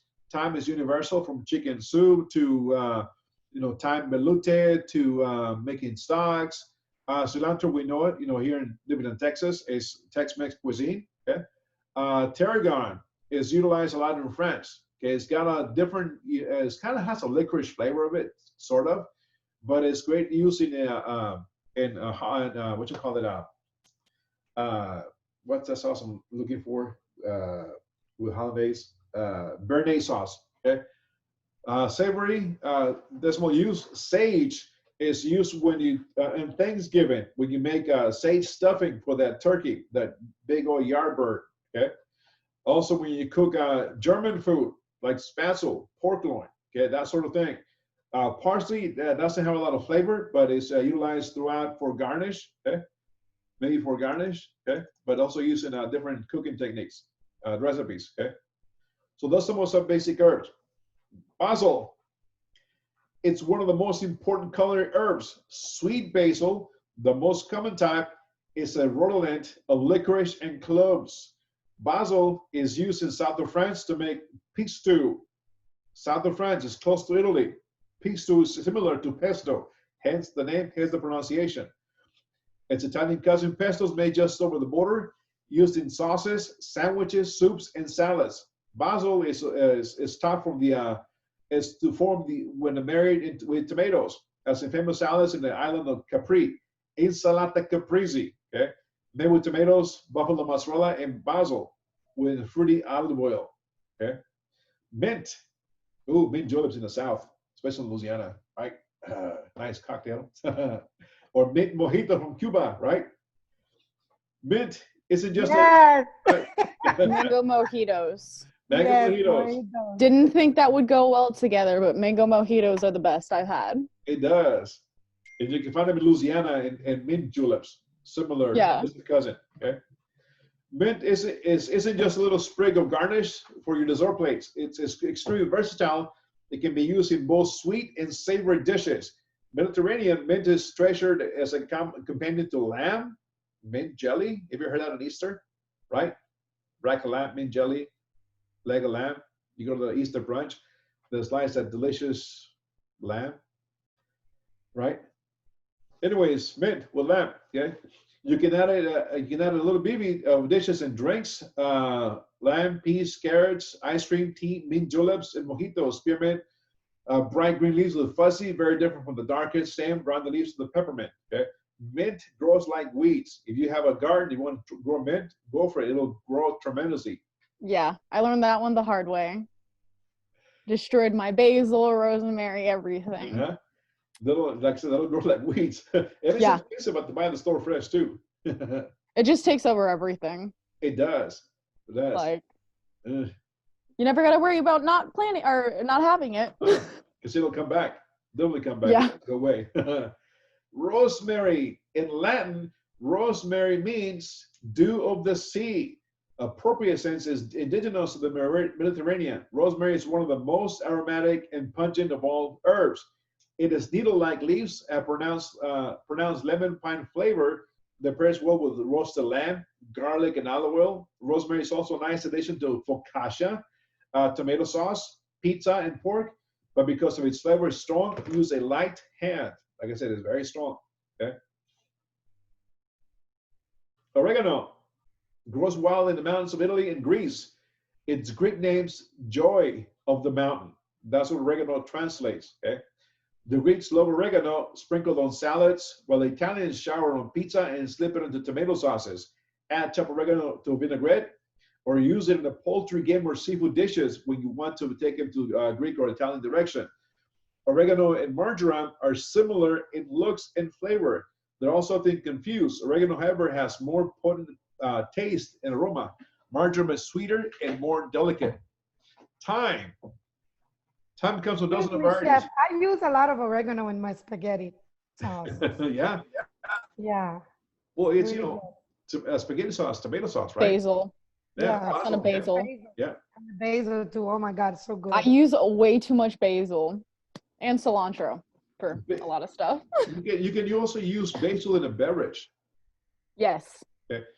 Cucumber, basil, fresh lime. Cucumber basil martinis. Well, I did too. Yeah. I was gonna put it like that. At my work, they made agua fresca. Yeah. It was pure orange, mint and basil and water and cucumber.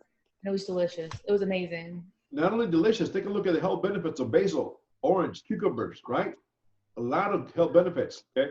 Anti-inflammatory, helps prevent cancer, that sort of thing. So always use, good to use it in some beverages, not just in cooking. So thyme, okay? However, most cooks use French thyme. Undoubtedly, thyme is one of the most important herbs in the European kitchen. What would a bouquet garni be without it? Do you guys know what a bouquet garni is? Yes. I don't know, Chef. What is it? Tell us, Larry. It's a mixture of herbs and like carrots and or celery, and it's wrapped up together and it's dropped in like your stock. Right, but it's parsley. Yeah, it's parsley, oregano, not oregano, too strong, or rosemary. Okay. And then they put basil in it sometimes too. And you tie it with butcher's twine, okay? Yeah. And you drop it in your stock and put the butcher's twine attached to the handle. So you don't have to fish it from the water. You can just pull the string and then toss it out, okay? Bouquet garni. I find it annoying when my mom makes like soups and stuff and she just tosses her like sticks of thyme and her bay leaves and stuff in there. I'm like, you're just tossing it in there, and then we like have it in our bowls whenever we're eating, and I'm like, just tie it together. Right, you try to pick it out, right? The built-in dental floss. Yeah, so tie it, put it aside, releases the flavors, and then dispose of it afterwards because the stems are so woody, you don't want to be chewing on that piece of wood, okay? So yes, bouquet garni. It's gonna come again. You're gonna use it, okay? This congenial herb pairs well with many herbs, especially with rosemary, parsley, sage, savor, and oregano. Its earthiness is welcome with pork, lamb, duck, or goose, and is much beloved Cajun and Creole cooking. It is also a primary component of Caribbean jerk seasoning because the leaves are so small, they often don't require chopping, okay? Cilantro. In Puerto Rico, they got culantro. It's the distant cousin of cilantro, okay? Some call it cilantro, others call it coriander. In some recipes, like in the Middle East, they got coriander seeds, or even in Chinese parsley. Whatever you call it, chances are you either love it or hate it. Some people say it tastes like soap. Some people are like, no. Okay. This native Southern Europe and the Middle East has a pungent flavor with a faint undertone of anise. I don't like anise. To me, it's like licorice. It's like I had a bad experience with Jägermeister once, and that was it. I'm like, no, dude, I'm out. So no anise. Anyways, leaves are often mistaken for flat like leaf parsley, so so read the tag, so see what they are, because at a glance you're going to grab that parsley thinking it's cilantro, but parsley doesn't have that flavor like it does. Okay. One of the most versatile herbs, cilantro has a distinctive flavor to salsas, soups, stews, curries, salad, vegetables, fish, and chicken dishes. So very versatile. Yeah, be careful how much you use it. Okay. Another one, parsley. No refrigerator should be without parsley. I had some parsley in my house here in the third week because it went bad. It is a workforce of the herb world. It can go in just about every dish you cook. Parsley's mild, grassy flavor allows for the flavors of other ingredients to come through. Curly parsley is less assertive than its brother. Flat-leaf parsley, often called Italian parsley. Flat-leaf parsley is preferred for cooking as it stands out better than to heat it and has more flavor. While the more decorated curly parsley is used mostly for garnishing. In the industry, parsley, we rinse it, shake it all the excess water, we roll it, we fold underneath it and chop it, and then mince it and do chopped parsley.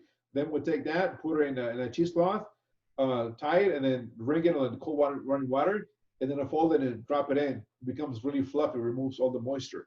We used to use that quite a bit for garnishing plates. Any chef that has no artistic talent or an industry that you see their plates dusted with parsley is very limited in their artistic talents. They would resort to using parsley for garnish. And in the banquet department, we use it quite often to garnish plates too. So chopped parsley in the banquet department in big hotels that we call it by a slang word. You know, we always, you know, the people that help us do plate ups, the big banquets, are dishwashers or utilities. So we always go, hey, bring me the marijuana. That's what we call it. So whenever you say marijuana in the kitchen for banquets, yes, Mary Jane, they know exactly what we're talking about. So they're going to bring that parsley, that marijuana, and use it for garnish. Okay, that is the slang word that is used in the kitchen. Okay. Can't you smoke parsley? Go ahead if you want to. I don't know, man. No, man, not that type of smoke. Like parsley in a smoker with pecan woods, maybe you can. I don't know. Never tried it.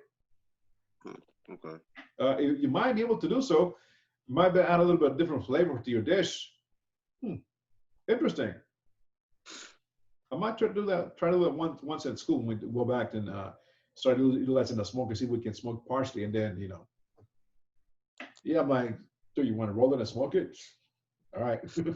No, man, not that type of smoke. All right, cool. Yeah, I'm pretty sure you can smoke it, right? And then use it. Yeah. Yeah, and these are like in tomato sauce, give it the smoky flavor. Right. Interesting. Food for thought. Okay. So anyways, parsley, universal, okay? Chives are the baby or delicate green onions or scallions, okay? Chives, toss chives into a dish at the last minute for garnish as well too, or give it a little bit of nice mellow green onion flavor, because heat destroys the delicate onion flavor. This thinly slice them to maximize the taste, or to use finely chives in garnishes. Chives are great in dips and quesadillas and on baked potatoes. You ever have a nice baked potato with sour cream, cheese, and all the fixings, and you got little chives on top? They have the mild flavor of onions, but they're not strong. So if you go on a date and you go on a nice dinner, you got a baked potato that you want some of the onion on it, but you don't want to have that onion breath, because maybe you want to, you know, do a smooch afterwards. You don't have to worry about that. Use some chives, okay? Dill. Some ancient Roman times, dill has been a symbol of vitality. Middle Ages, it was thought to provide protection against witches and was used as an ingredient made in magic potions. In the kitchen, its feathery leaves lend a fresh, sharp flavor to all kinds of foods. Gravlax. It is cured salmon with salt. Cottage cheese, cream cheese, goat cheese, omelets, seafood, especially salmon, excellent with dill. Cold yogurt soups, potato salads, and all kinds of cucumber dishes, including, of course, pickles. Dill is utilized in tzatziki, a Greek dipping sauce with yogurt, cucumbers, and dill. Okay. Sage, native to the northern Mediterranean coast, where easily frequently cooking. Sage's long, narrow leaves have a distinctive fuzzy texture and musty flavor, redolent to eucalyptus, cedar, salmon, and mint. Italians love it with veal. Veal. Can you guys name a dish with sage and veal? You guys know one?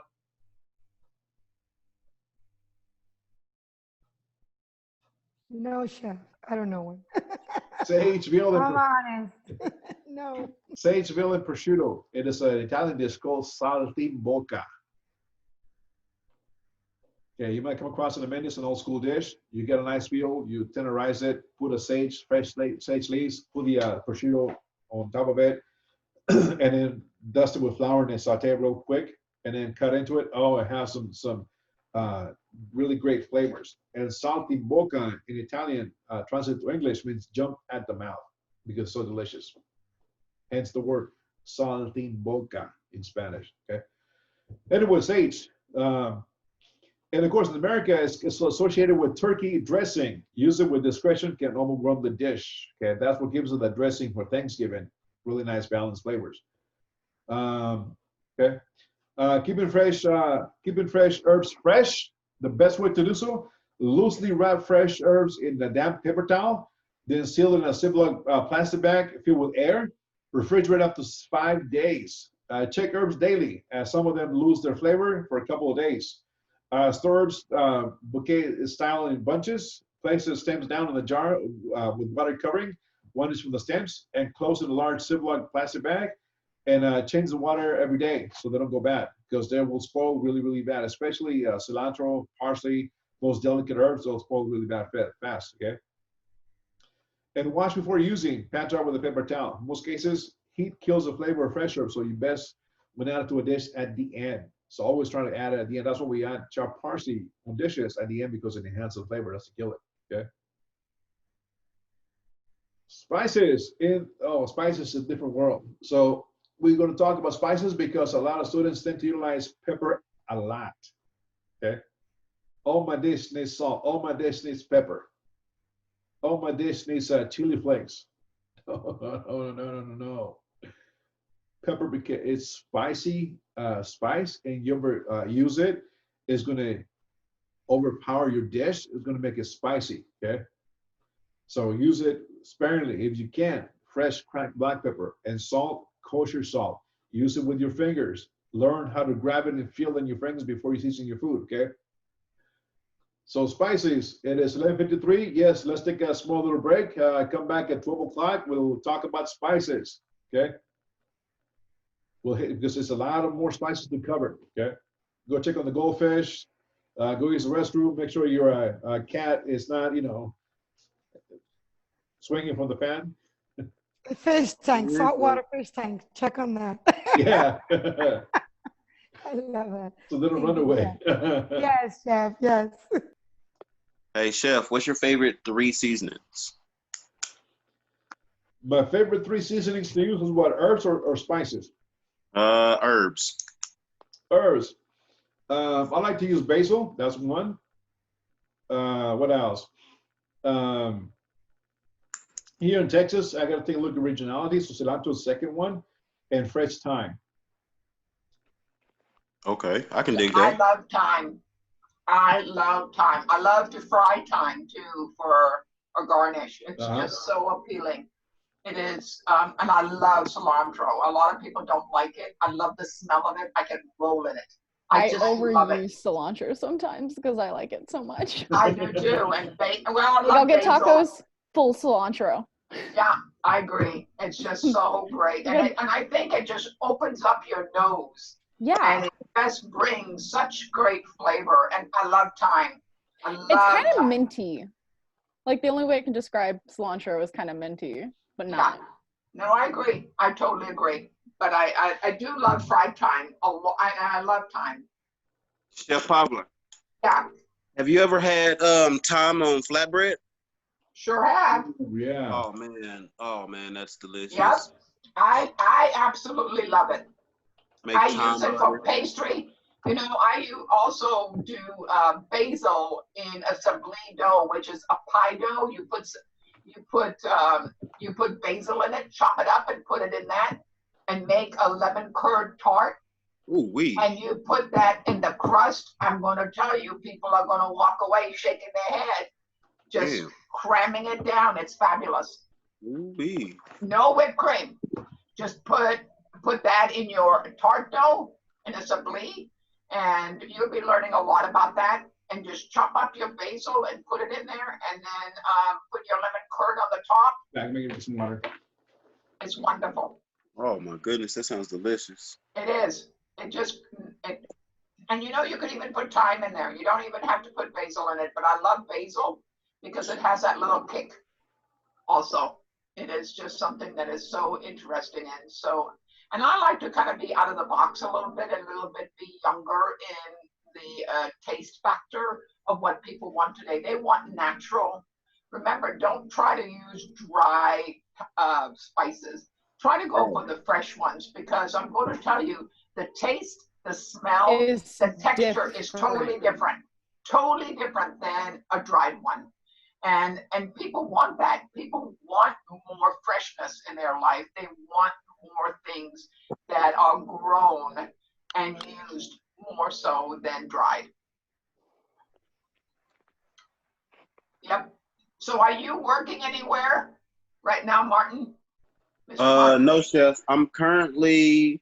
You really have a gift. You've been working around for a long time, I think. Yes, chef. And I love people like you, because I love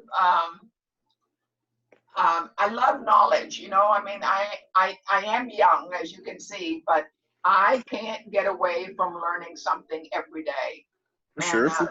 That's what it's all about. And that's what I'm still teaching for, is because I I really enjoy it. And I love to investigate and open up to new adventure. I agree with the new adventure. Like, I take this as a new adventure. So everybody I've told that I'm doing it, I told that I'm gonna use chopsticks through the whole process of cooking. Well, and stuff. That, if you need help with that, I got you. You got cooking chopsticks? 'Cause I got chopsticks. I always use chopsticks. My interview for this school in 2018, I was in the background because my mom was on the phone because I was 17 at the time, and I was making her an omelet. I always make omelets with chopsticks because you cook it and you stir it and it makes it fluffier.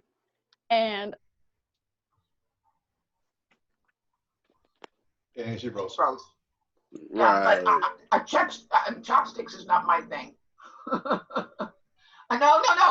I agree with people using them, but I can't use them. Do you get what I'm saying? Yeah, you're like, no, hell no, I'm not dealing with that. I can't. I've got enough stress. I don't need any more stress to figure this out to get them on the two sticks. I try to cook mainly with chopsticks only, if I can. No, if I'm doing a pastry cookie, I'll turn them over with the stuff. Do you understand? But I ain't going to try to feed myself new. He's like, hell no, I'm not going to feed myself with chopsticks. Give me a fork and I'm good. No. During production, y'all are probably going to see me cook with chopsticks, just saying. Agreed. Like, Well, I have so many chopsticks. Hey, listen, I'm going to be cooking just like you are. So, you know, I'm in it for the rides, guys. So I'm going to be, whatever you're doing, I'm going to do. So I'm excited. Yeah. You just got to get the movement down with chopsticks.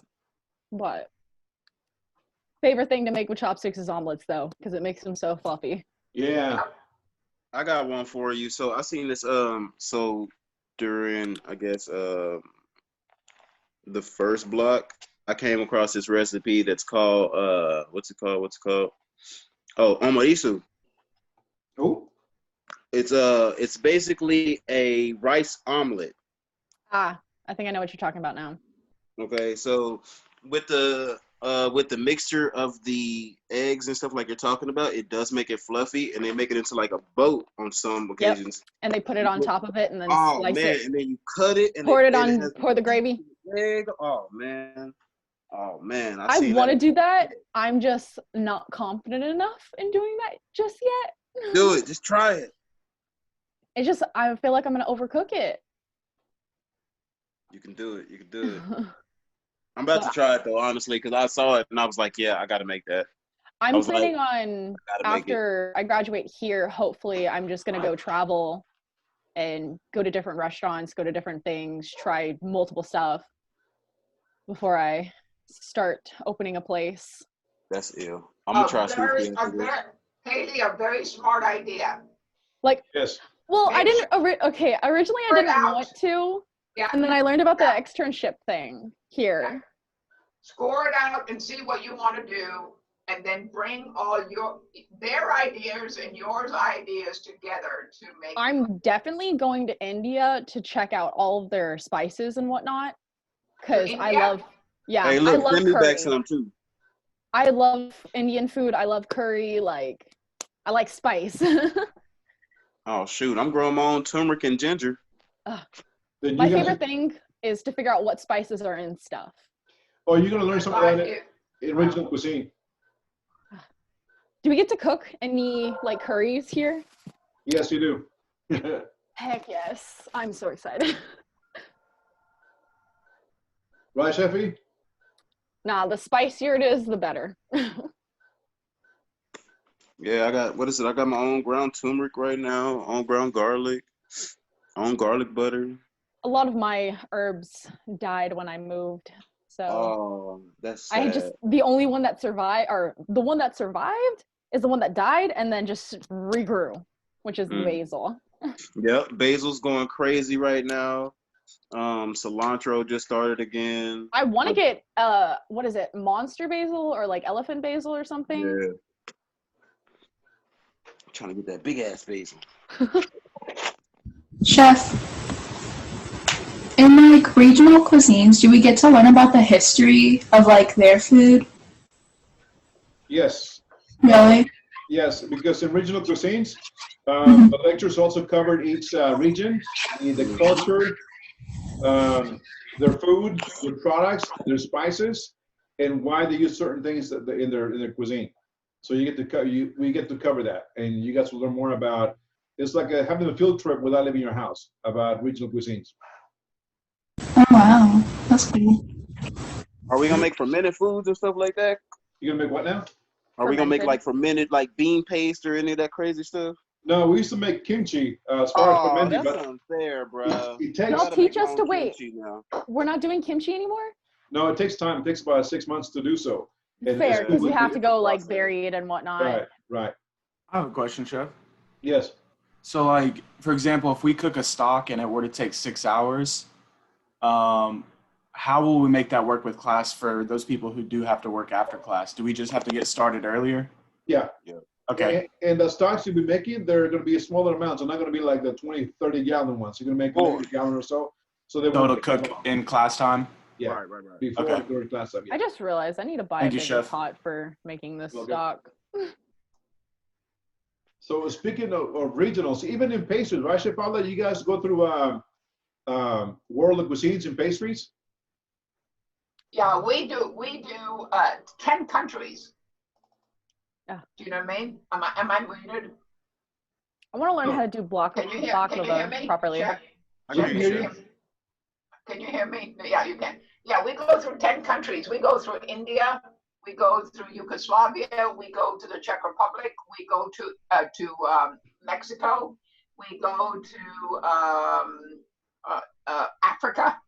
We go through all the countries, and it's phenomenal in the pastry program. What we visit 10 countries and do their food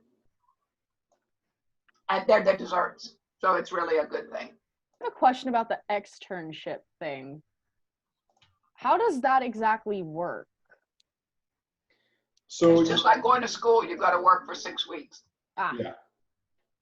So it's a grade. So, you get a grade. Do we do that like near us, or do we can we leave the? I don't know. Yeah. You don't come to school. You go to your job, and that is your time as a classroom. You can do your externship in Florida, New York, Chicago, you can go anywhere you want to. Houston, Dallas. You can go to England, France. You can go to Australia. I want to leave the country so bad. I want to travel and try so many new foods. So I had students, that went to France to do their externship. So does the school help us with that, or is it all out of pocket from us? It's all out of pocket for you guys. They just help you set it up through the right channels and connections. Okay. So you really want to go to India? No. I do.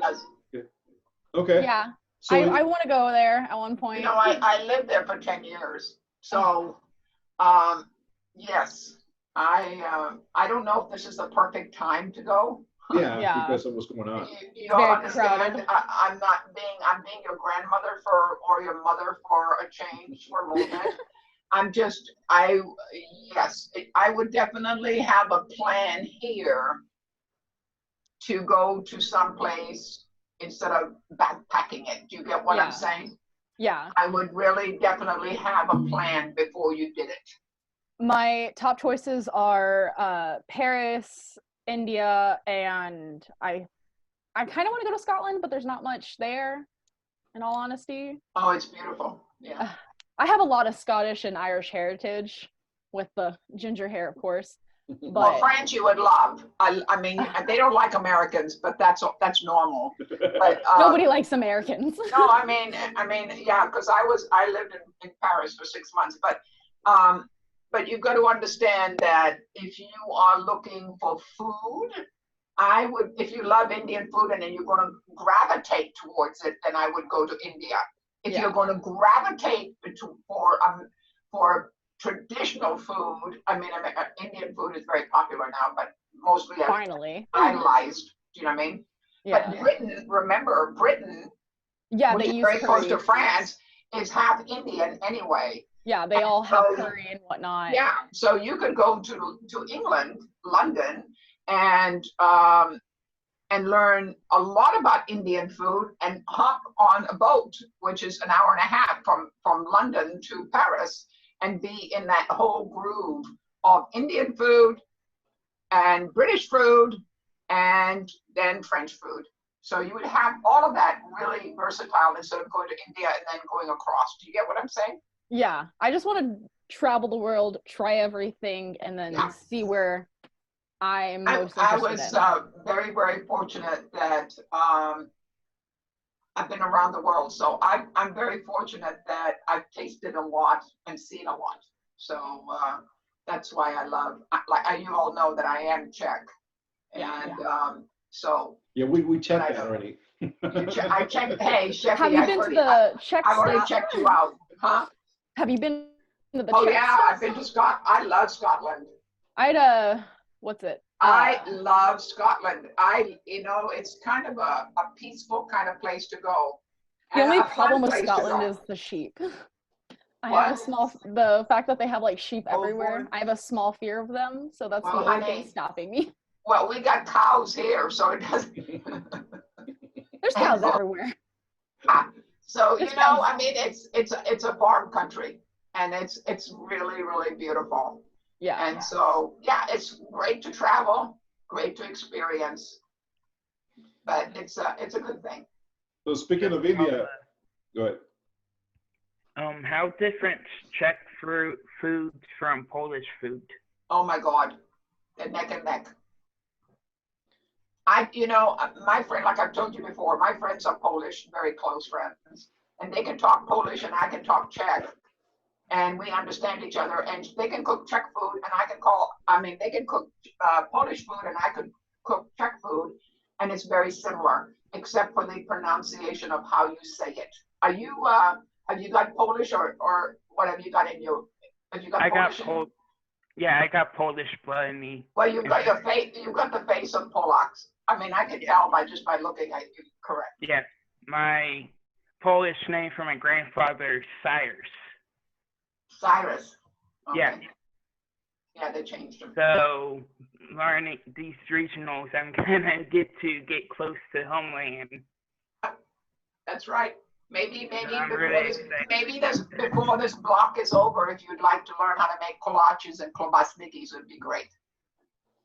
If Chef Miguel finds us some time. Of course, some time. So speaking of India, this is the day 21 originals cuisine. Okay, we do cover the country. Okay, we do talk about the brief history of India. Okay, we talk about the language. We cover religion, is huge in India. Oh, wow. We cover food from India. We cover the cuisine from India, the ingredients that they use. We talk about an overview of Indian cuisine, common threads of Indian cuisine, outside influences, the Conquer Strait, India diverse population, gastronomy, Northern Indian cuisine, Western Indian cuisine, Eastern Indian cuisine, Southern Indian cuisine. So you can know the differences because they're not just universal. And also the top 10 best Indian dishes you should try, from butter chicken to dal tadka to chaat, samosas, masala chai. I made a tikka masala last night. Tandoori chicken, matar paneer, dokla, vada pav, rognan rosh. And then the menu for that day is green chutney. Is one of my favorite chutneys. Oh man, but it's spicy like a mofo. Okay. You also make aloo gobi. You make matar pulao, tandoori chicken style, because you don't have tandoori oven. Okay. And on the regular grounds class, you make sag paneer. You make what else? Naan bread, pita bread. What's the other one? Raita.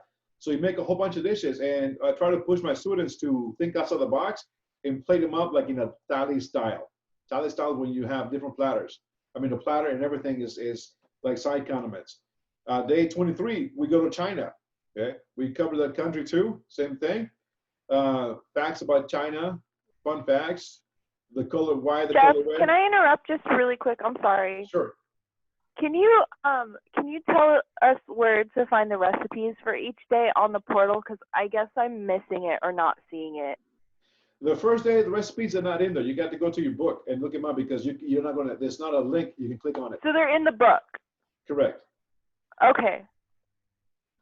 So the color red, the 5 elements in China, because they're more species more spiritually in tune with their food. There's not just slopping food on the plate and go. How the 5 elements work in cookery, what type of different foods, and again, big on the 5 elements. Each one connects to the other one, and they coincide with your internal organs in the human body. So Chinese are very, very auspicious, very spiritual with the food, with the earth, and how they transfer those flavors to the dish. Okay. 10 most important rules when eating chopsticks. Chopstick etiquette. In Japan, China, great cuisines of China. We talk about Cantonese, seasoning, Sichuan cuisine. What else? Zhejiang cuisine. 3 styles of Zhejiang cuisine. So there's a lot that we cover through each region. Okay. And the top 10 dishes for that, the country. Each country has their own dishes. Okay. All the way down to the menu, which the menu on that day is Kung Pao chicken, steamed jasmine rice, vegetable lo mein. So in this one, like, let's go to Kung Pao chicken, okay? This is regional cuisine. Take a look at the knife cuts in there. What do you see? What kind of knife cuts do you see?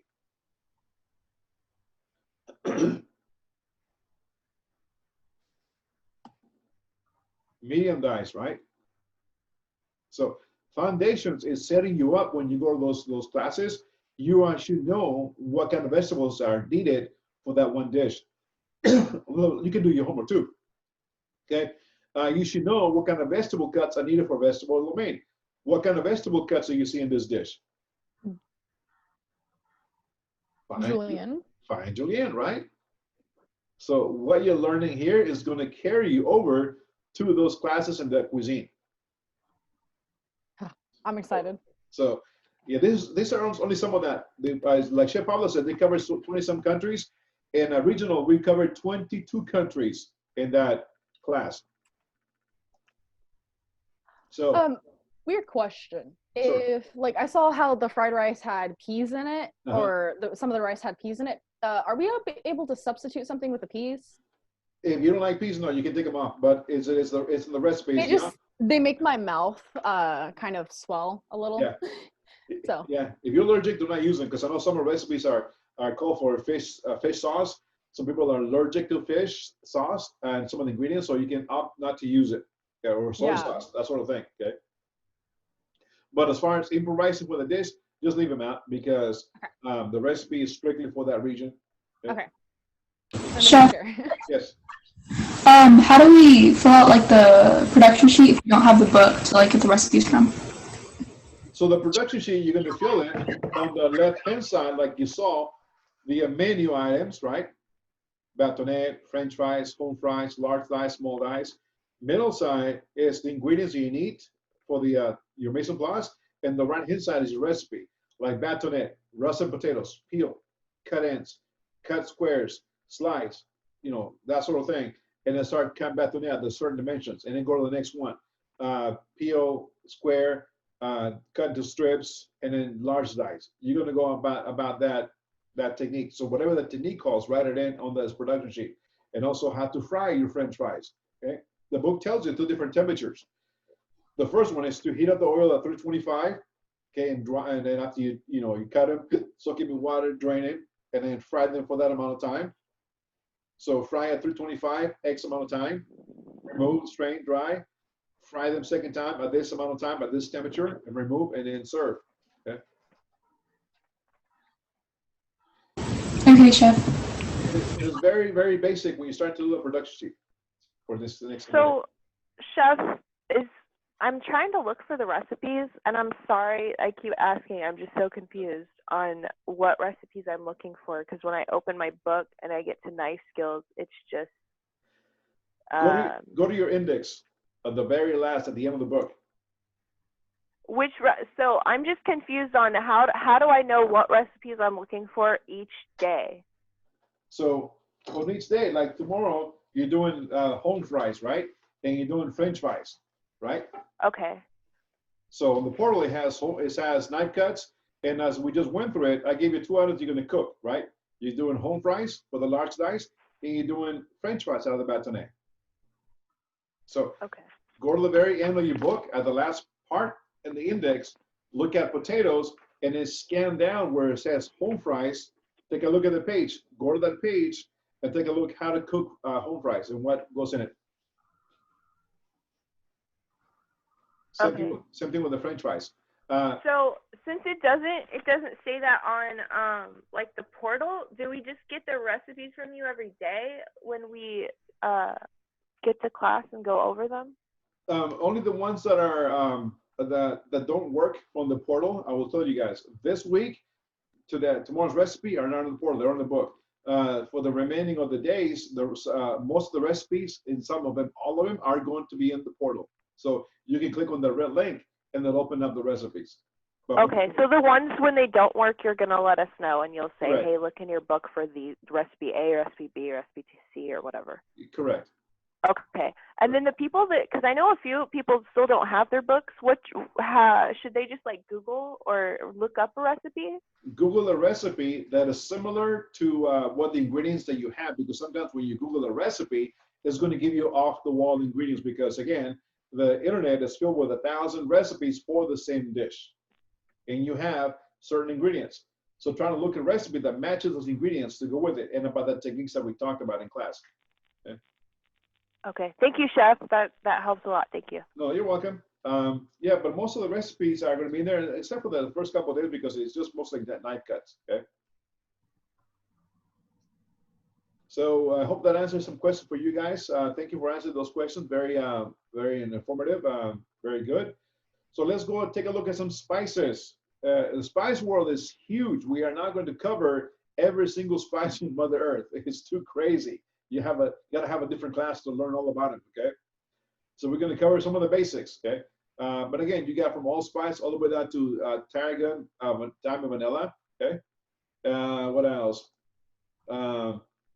Cooking oils. Okay. Oh, spices. Let me go back. I was talking about spices. So when you cook with spices, be careful. A lot of students like to use cayenne pepper for their dishes. Cayenne pepper is extremely hot, and by itself, a little touch, it goes a long way, because the dry spices are very concentrated.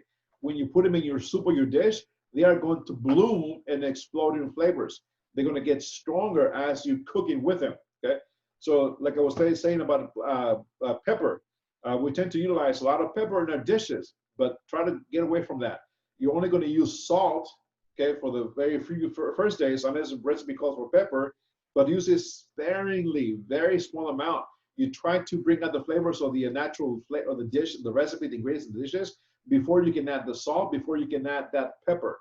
So always say, taste as you go, so you can identify the flavors profiles of each item on the palate until the dish is complete, and you'll see it transform. And then when it's done, you can then enhance it with the salt and maybe some pepper. Okay, I've seen students who are like, oh, it needs more pepper. They add it, taste it, no more pepper. Taste it, more pepper. No.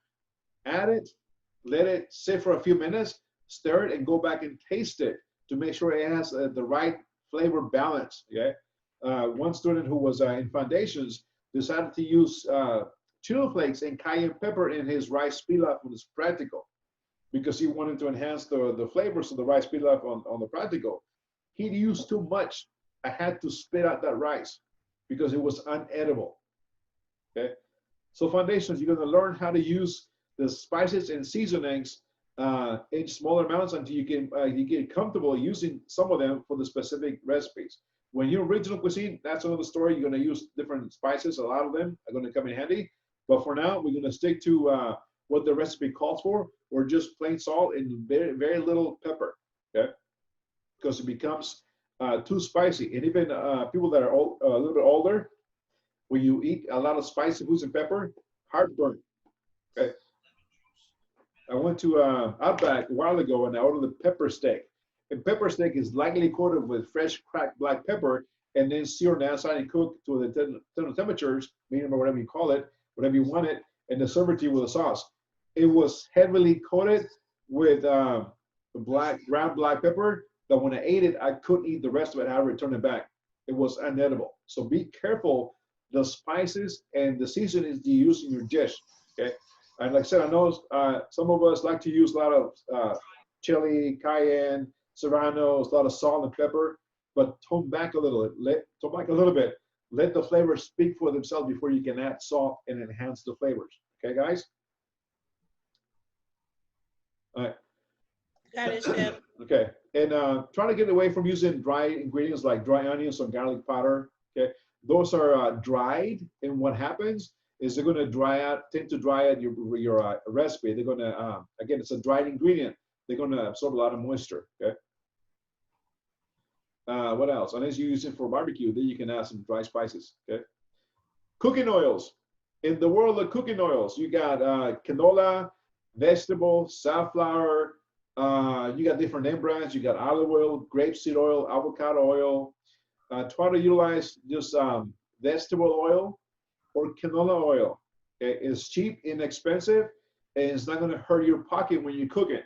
Unless the recipe calls for olive oil, which in this case may be focaccia or some Italian cooking. The recipe may call for sesame seed oil if it's for Asian cuisine, okay, like in Chinese kung pao, that sort of thing. Okay, avocado oil if you're making a vinaigrette that calls for avocado oil, but those oils are extremely expensive and they will oxidize faster. So you leave them uncovered, they're going to turn rancid real quick. Okay. If you want to use a little bit heavier gauge oil, mix in some canola oil or vegetable oil with olive oil, half and half. We call that blended oil. That'll work too when you're making a vinaigrette, okay? What else? Oils. Extra virgin olive oil is one of the most common household oils, and its two purposes to drizzle over goodies like crostinis or use homemade vinaigrettes. You can cook with it, but it has a very slow smoke point, about 325, 375 degrees Fahrenheit, which means it burns at a lower temperature than other oils. Your best to say it's EVO. EVO is extra virgin olive oil. That's their acronym, extra virgin olive oil, or EVO. For undercooked dishes and for dipping that crusty fresh bread, be aware it's often mistaken and misused for its not so virgin counterpart, refined olive oil. Refined olive oil is a lot more versatile EVO. It can be used for moderate to higher temperature cooking because it is 465 degrees Fahrenheit smoke point, much like vegetable oil. Olive oil can be an all-purpose to go for roasting and sauteing. So that could be the blend, canola and olive oil, okay, which you can have for cooking. Coconut oil is like both extra virgin olive oil. It will taste coconutty, while the refined will be a neutral taste. Coconut oil has a fairly low smoke, about 350 degrees, but it does the trick when sauteing meat, tofu, or veggies over medium and low heat. And it is a great substitute for butter and baking. Okay. On top of that, when you're done cooking with it, you can rub some of that oil onto your skin for mega moisturizing, right? Like cocoa butter, right? That sort of thing. Peanut oil. Be careful because people might be allergic to peanuts, okay? Which also comes in both regular peanutty tasting and refined, more neutral. If you opt for a regular version, make sure the food plays well into the strong nutty flavor. Pad thai maybe, which is delicious. Oh yeah. Smoke point is about 450 degrees. Refined peanut oil is fab for deep frying, but if you're planning to making some crispy golden fried chicken anytime soon, we highly recommend using gravy salsa. But again, it's extremely expensive, so I don't recommend deep frying your calamari in peanut oil. Okay. What else? Sesame seed oil for Asian cuisine. Okay. Grapeseed oil is a neutral tasting oil with a smoke of about 300 degrees Fahrenheit. It boasts some of the healthy benefits. Okay. High omega-6 and 9. Since Americans already have a lot of both those fats in their diet, it's advised to use sparingly. Try it when sauteing meat or if you're making some homemade mayo. Okay. Yeah, so sesame seed oil with stir frying or recently some on a dressing. It is great. It's a lot of flavors, especially with toasted sesame seed oil. Okay. Vegetable corn oil, they're versatile. We're trying to use it in every possible way we can, even when it's in a dressing. Smoke point about 400, 450 degrees, which makes them ideal for high heat, pan frying, and deep frying. Also don't carry strong flavors the way peanut, sesame seed oil, and olive oils do. Okay. What else? Cooking vinegars, different vinegars for different applications. Okay, you got malt vinegar. Okay, for like Long John Silver's fish and chips. Okay, you got red wine vinegar. I like to use that for vinaigrettes. I try to get away from champagne, apple cider, or white distilled vinegar because it's very strong, very acidic. Rice vinegar, when you cook it with Asian cuisine. White distilled vinegar, like to do some pickled vegetables. Okay, apple cider, maybe for some dressings. White wine vinegar for some dressings too, but it's very acidic. Okay. So cooking vinegars, okay? The 9 best vinegars for cooking, okay? Let's take a look at number 1, okay? Distilled white vinegar. Distilled white vinegar, also sometimes labeled as white vinegar, usually made from a combination of about 5 to 10% acetic acid, approximately 90 to 95% water. This kind of vinegar is the most versatile. I use it in my laundry. I use it to mop my floors too. I make a combination mix of chemicals. With an intense, sharp flavor, several culinary uses for the white vinegar. It is used in ketchup for hard-boiled eggs, and even to make mashed potatoes that stay bright in white shade. Okay, you might use it also for poaching eggs, like eggs Benedict. Some white vinegar in your poaching water, right? Even with cooked collard greens, we add a little bit of vinegar to add the flavor. Okay, white wine vinegar. The name indicates white vinegar. It's made from a fermented white wine. The taste is milder than distilled white vinegar and apple cider vinegar. It has quite a few culinary purposes, and it's often used in salad dressing, sauces, and even marinades. Okay. Balsamic vinegar. If you truly want to use balsamic vinegar from Italy, make sure it says balsamic vinegar of Italy. Okay. Up and from is 2 different things. Okay. From is like the grapes were imported from a different region and they were mashed together and make the balsamic vinegar on that place. Of is from that region. It comes from that grape and is made on site from those grapes that were harvested there. Anyways, balsamic vinegar is one of the most popular types of vinegar. The longer it is aged, the darker the color, sweeter and the flavor. And the thicker the consistency becomes. While it's easy to find a balsamic vinegar at any supermarket, it can be varying price, going all the way up to around $200. Okay, of Modena is the best vinegar. Balsamic vinegar is made in Italy from grape must, which the juice of the freshly crushed whole grapes must contain the entire fruit, skin, seeds, and stems and all. Balsamic vinegar is one of the best types of vinegar for food. It can be mixed with extra virgin olive oil for an easy salad dressing. It also makes a delicious chicken marinade and is quite tasty drizzle on top of the mozzarella cheese. Just add some tomatoes and a basil leaf, okay? Yes, even when you reduce it in the stovetop to make balsamic syrup, okay? Champagne vinegar. Champagne vinegar is made from, you guessed it, champagne that has been fermented. Of all types of vinegar, it has the slightest flavor, which is both tart and sweet. Champagne vinegar tastes great in salads or braised pork, as well as chicken, okay? Red wine vinegar, made of red wine that is allowed to ferment until it's finally turned sour. The red wine vinegar has a number of uses, and it's ideal ingredients in salad dressings, sauces, low-cooked recipes, marinades, making reductions, and for pickling. I like to use it in dressings a lot, better than white, champagne, or apple cider. Rice vinegar is made from fermented rice wine. It has a sweet, rather delicate flavor and is less acidic. Compared to most types of vinegar, the color of rice vinegar can vary depending on the bottle's country of origin, ranging from clear brown, red, and even black shades. They even sell black rice vinegar, okay? Delicious too. Apple cider vinegar, again, its popularity in recent years has become such a wide variety of uses. The vinegar is made from fermented apple juice, giving it its entirely different flavor and other types of vinegar. Mix some apple cider vinegar and olive oil to create a salad vinaigrette. Also ingredient in recipes like meatloaf, shrimp, and even some potato dishes. German potato salad, okay?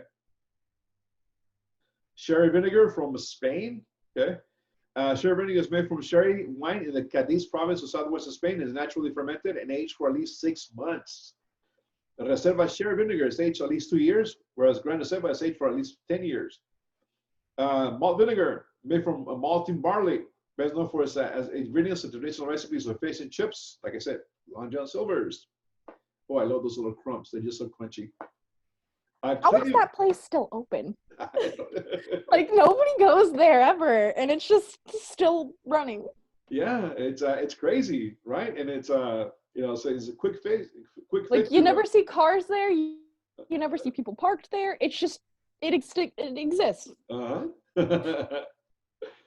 Cleaning vinegar isn't a food product at all. It is unsafe to digest with an acidic of about 6%. Most vinegar is about 5%. Okay, so don't go eating, drinking clean vinegar. Industrial vinegar is about 20-30% acid and is used for for cleaning commercial buildings to killing weeds. So your weed killer might contain industrial vinegar. Okay. And that's it for day number 7.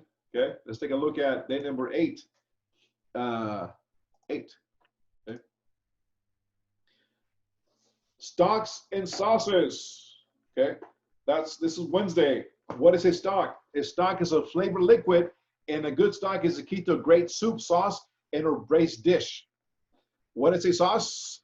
A thickened liquid to flavor some and enhance other foods. Okay.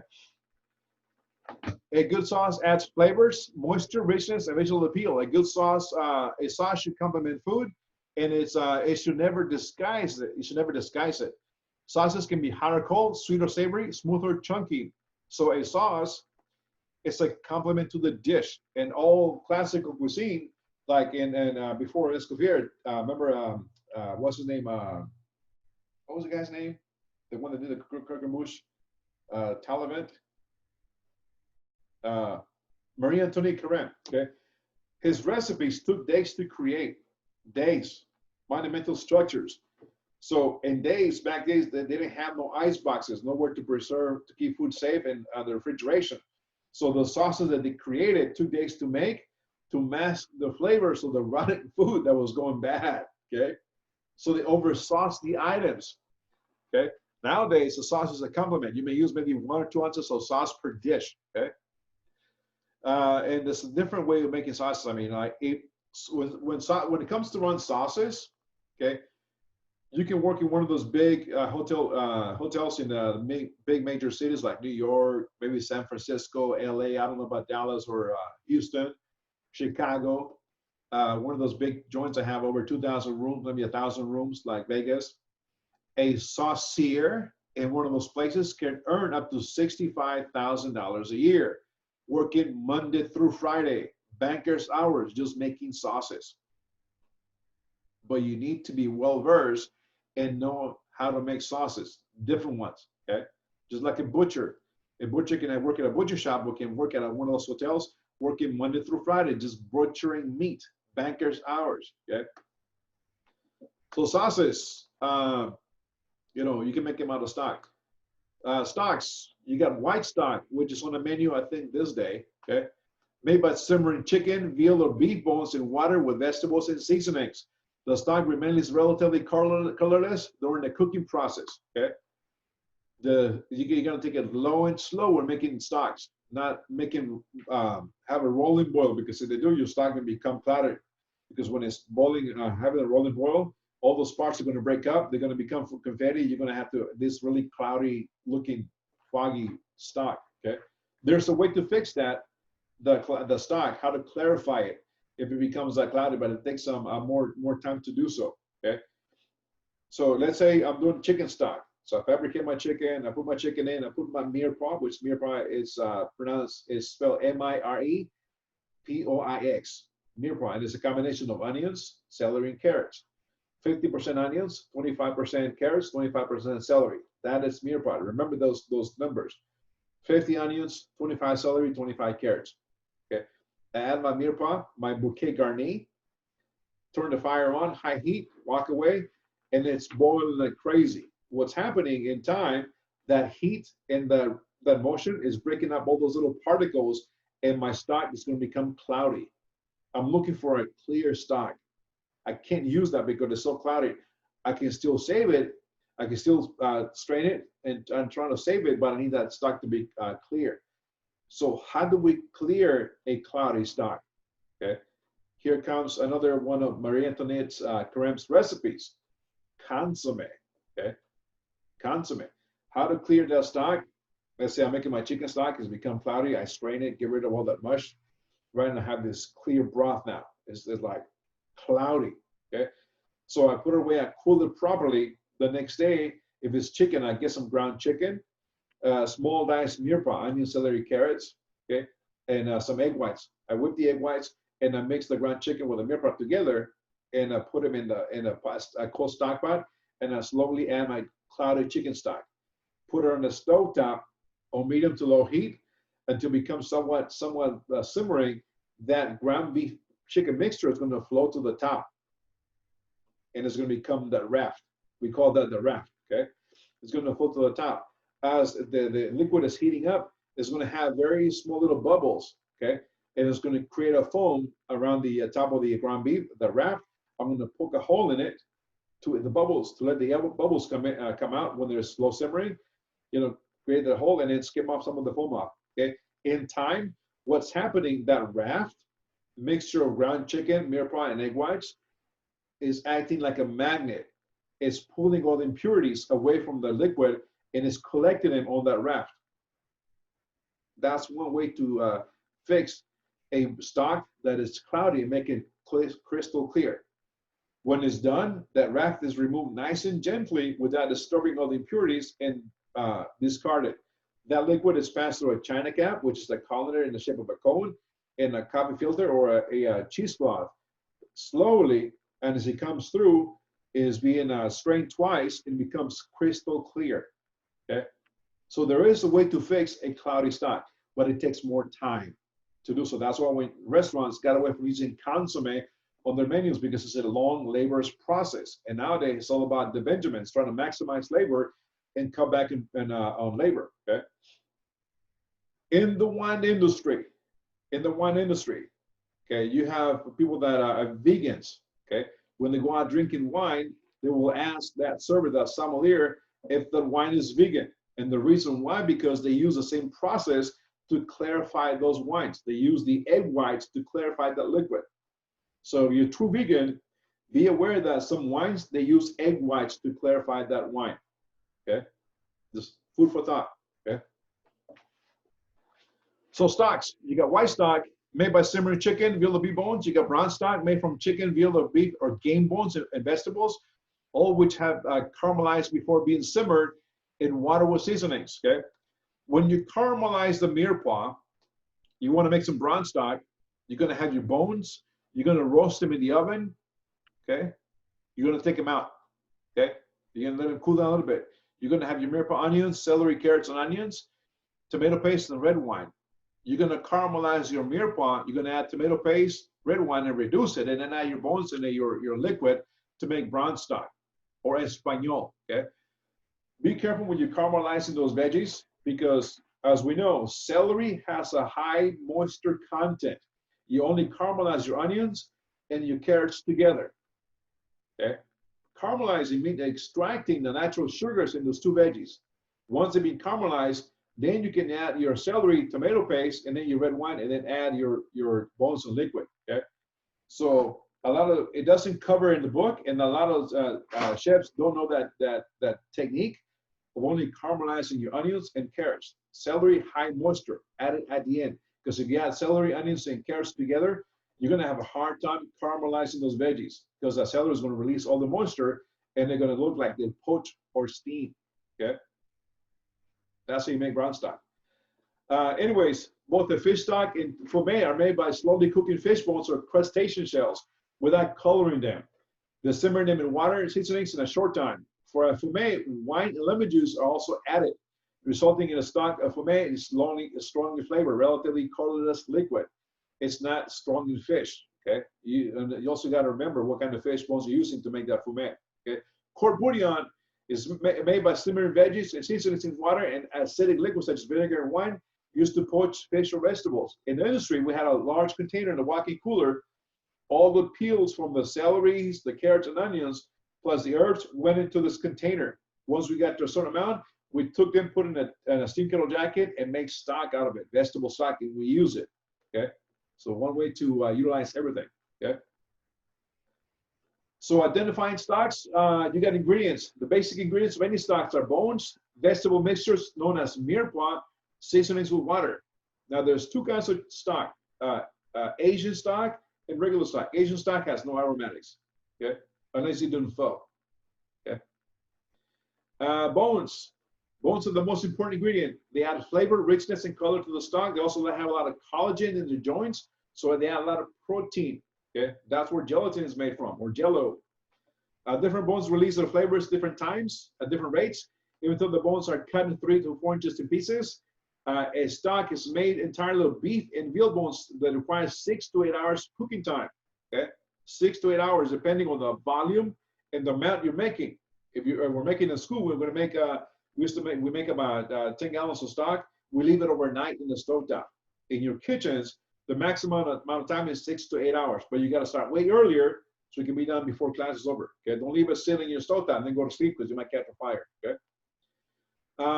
Beef and veal bones. The best bones for beef and veal stock are from the younger animals. Okay, they contain a higher percentage of cartilage and other connective tissues that do bones, and from the more mature animals. Connective tissue has a higher collagen content.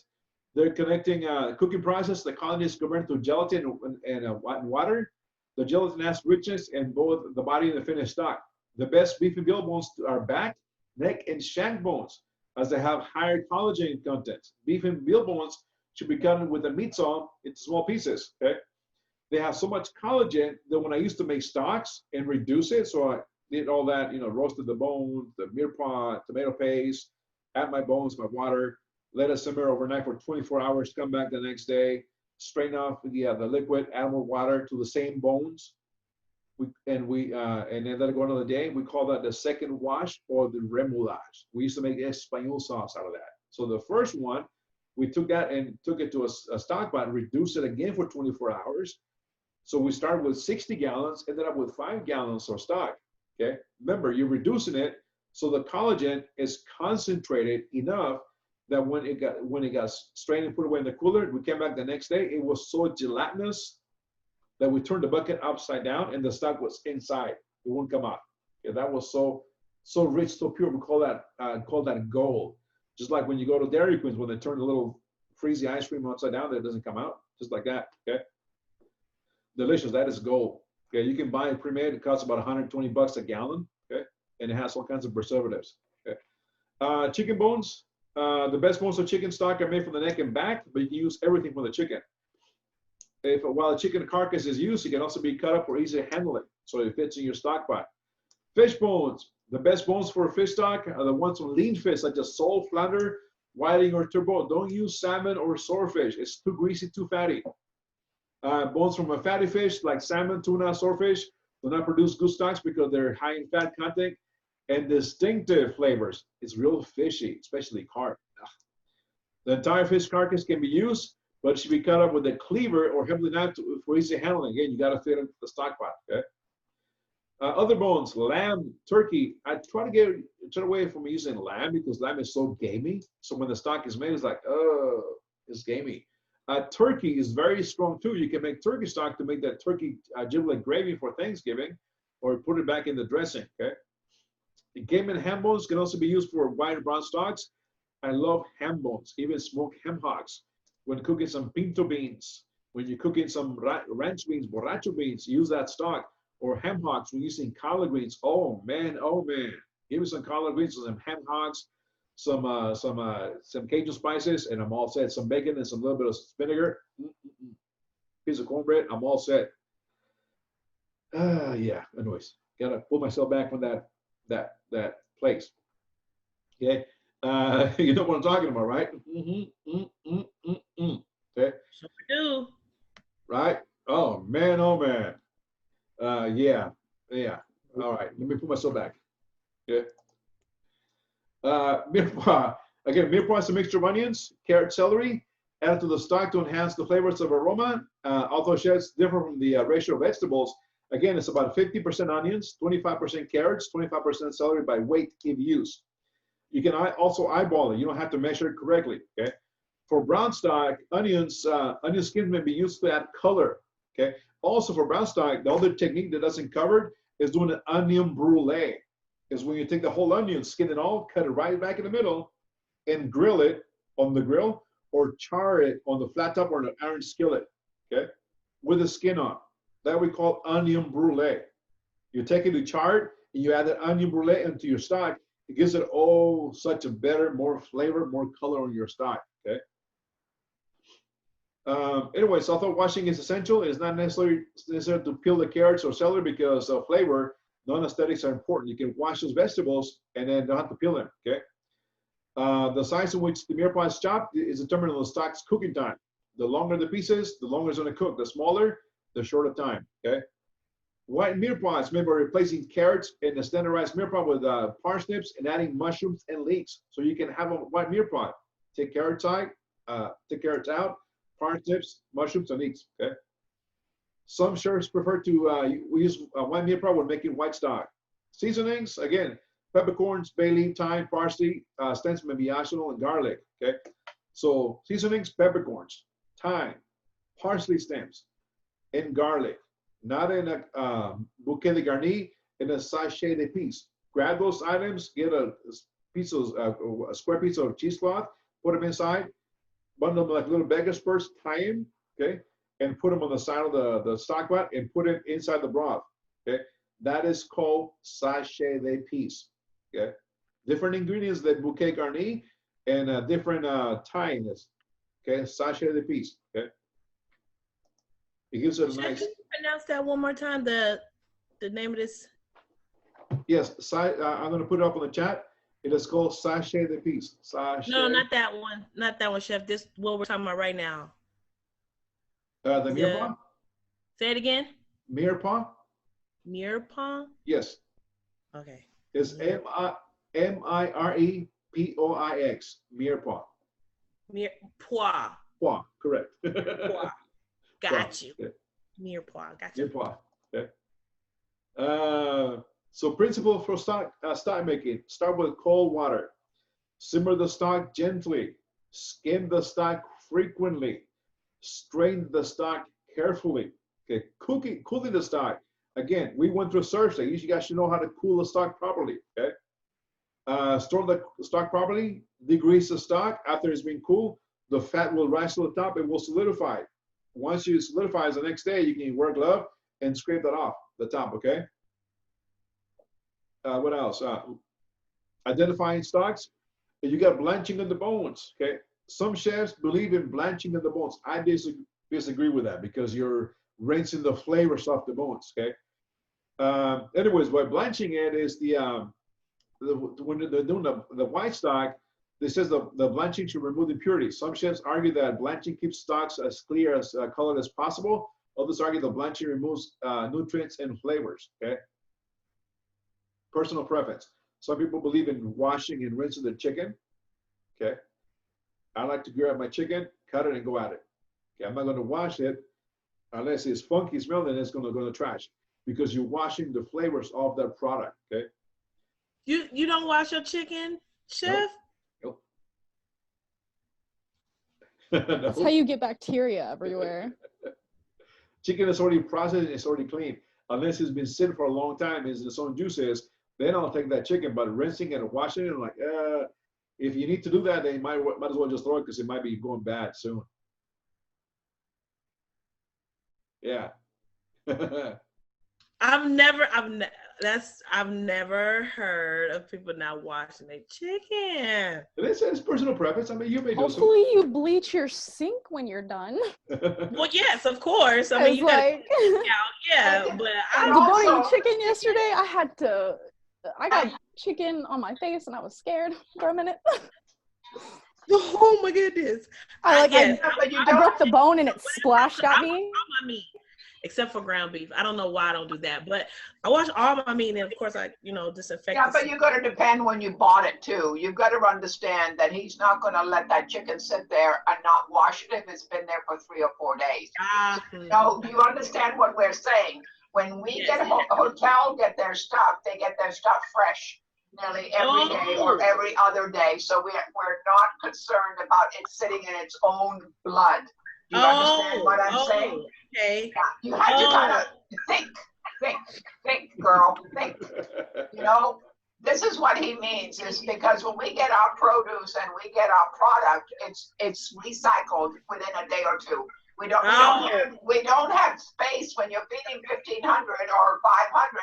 We don't have the space to put all that meat and for days. It is just brought in and used up, brought in and used up. It is the flow of goods. Now, like I said, if I Got got it? if I got a Yes. chicken, I want that thumbs up with you, girl. Got it? Okay. As long as you understand that. It's not something that we will take a week from now and not wash it. Okay. It's a thing, how we do it fast, okay? What you can do Jeff, it I'd is, like to ask a question also, I'm sorry. sure. Now that, y'all brought this up, my grandson washes he said he cleans his meat with lemon. Oh. Personal He's preference. just telling me that. I clean my meat with lemon. I said, why? Personal preference. I mean, that works with him, fine, but you don't really have to. Okay. Mother did it. Maybe His that's mother flavor. did it, so that's what he's following. Yeah. Hey, remember, cha-ching. Yes. Okay, Use just lemons. think again. Use the lemons. Sometimes they're not in season. They cost money, so you got to be careful. Okay. So sauces. A sauce is a liquid plus thickening agent plus seasonings. Any chef can produce the fine sauce by learning how to do the following: make a good stock. You have to invest in the time of understanding what a good stock is, how to make it clarify, how to use the bones properly, how to have a low simmer, use the right ratio of mirepoix. You're going to do a brown stock, and you're going to brown the bones, caramelize the veggies, do onion brulee. All those things go first into making a stock before you can graduate to making a sauce. Okay.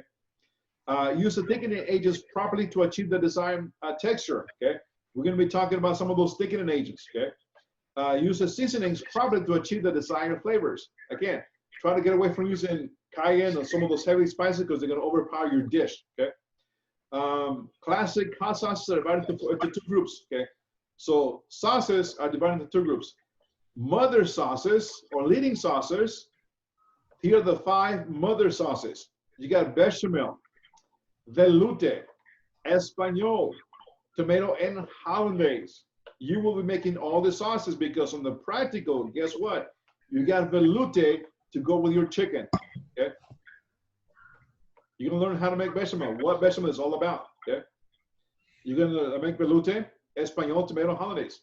Some sauces are purees or fruits and vegetables, other as a base.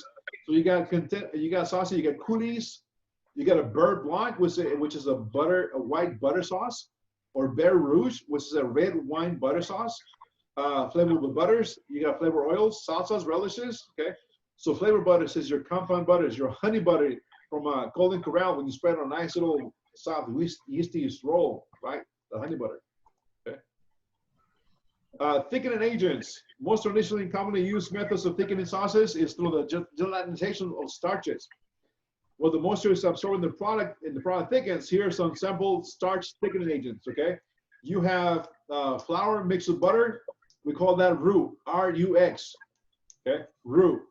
So when you make sausage gravy at your house for breakfast, you're using the pan drippings on sausage and bacon. You add flour, you make roux, and then you add your milk to make the sausage gravy. That is roux. Okay, you're making a bechamel.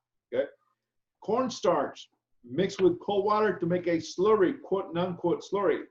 So you got to take that cornstarch, mix it with water. Okay, there's a certain ratio you got to mix it. It's about 2 to 1, maybe 2 water, 1 cornstarch. Mix it with water to make a milk consistency. You utilize a liquid while your sauce is simmering. You slowly incorporate that liquid while whisking it. Is going to thicken up that sauce. Okay. You can also use arrowroot, same process as cornstarch, but the only difference is cornstarch costs you 99 cents a box, which is 1 pound. Arrowroot costs you $20 for 1 pound. So price difference. Arrowroot is utilized to do glazes and to keep the sauces clear. Okay, cornstarch makes them a little bit cloudy. So arrowroot's a little more expensive, but it acts the same as cornstarch. Okay. The sauce should be lump-free, good clean flavor, not pasty or floury. It has consistency that will coat the back of the spoon. We call that nappe, coat the back of the spoon. Will not separate or break when the sauce is held and reduced. Okay. Roux. You got white roux, blonde roux, and brown roux. Okay. So roux is again principle of thickening sauces, combination of equal parts by weight. Some people like to use 60-40. I like to use about 65 to maybe 35. 65 butter and 35 flour. It depends on the roux that you want to make. Okay. Anyways, cooking the flour in fat coats the starch granules from the fat and prevents them from lumping together to form the lumps and introduce a liquid. So you're having a sauce. You want to think it with cornstarch. Actually, you're making the bechamel, right? You want to think it with cornstarch. You make, roux. You make the roux, and you have the bechamel simmer, and you add a little bit of roux, and then stir it, make the lumps, and add a little more, and stir it until the bubble becomes a lot slower. That means that the bechamel is thickening up. Because if you add too much roux at the beginning, all of it, your sauce may congeal like grits or oatmeal, become too thick. You gotta slowly add it while you're whisking it to achieve that desired thickness. Okay.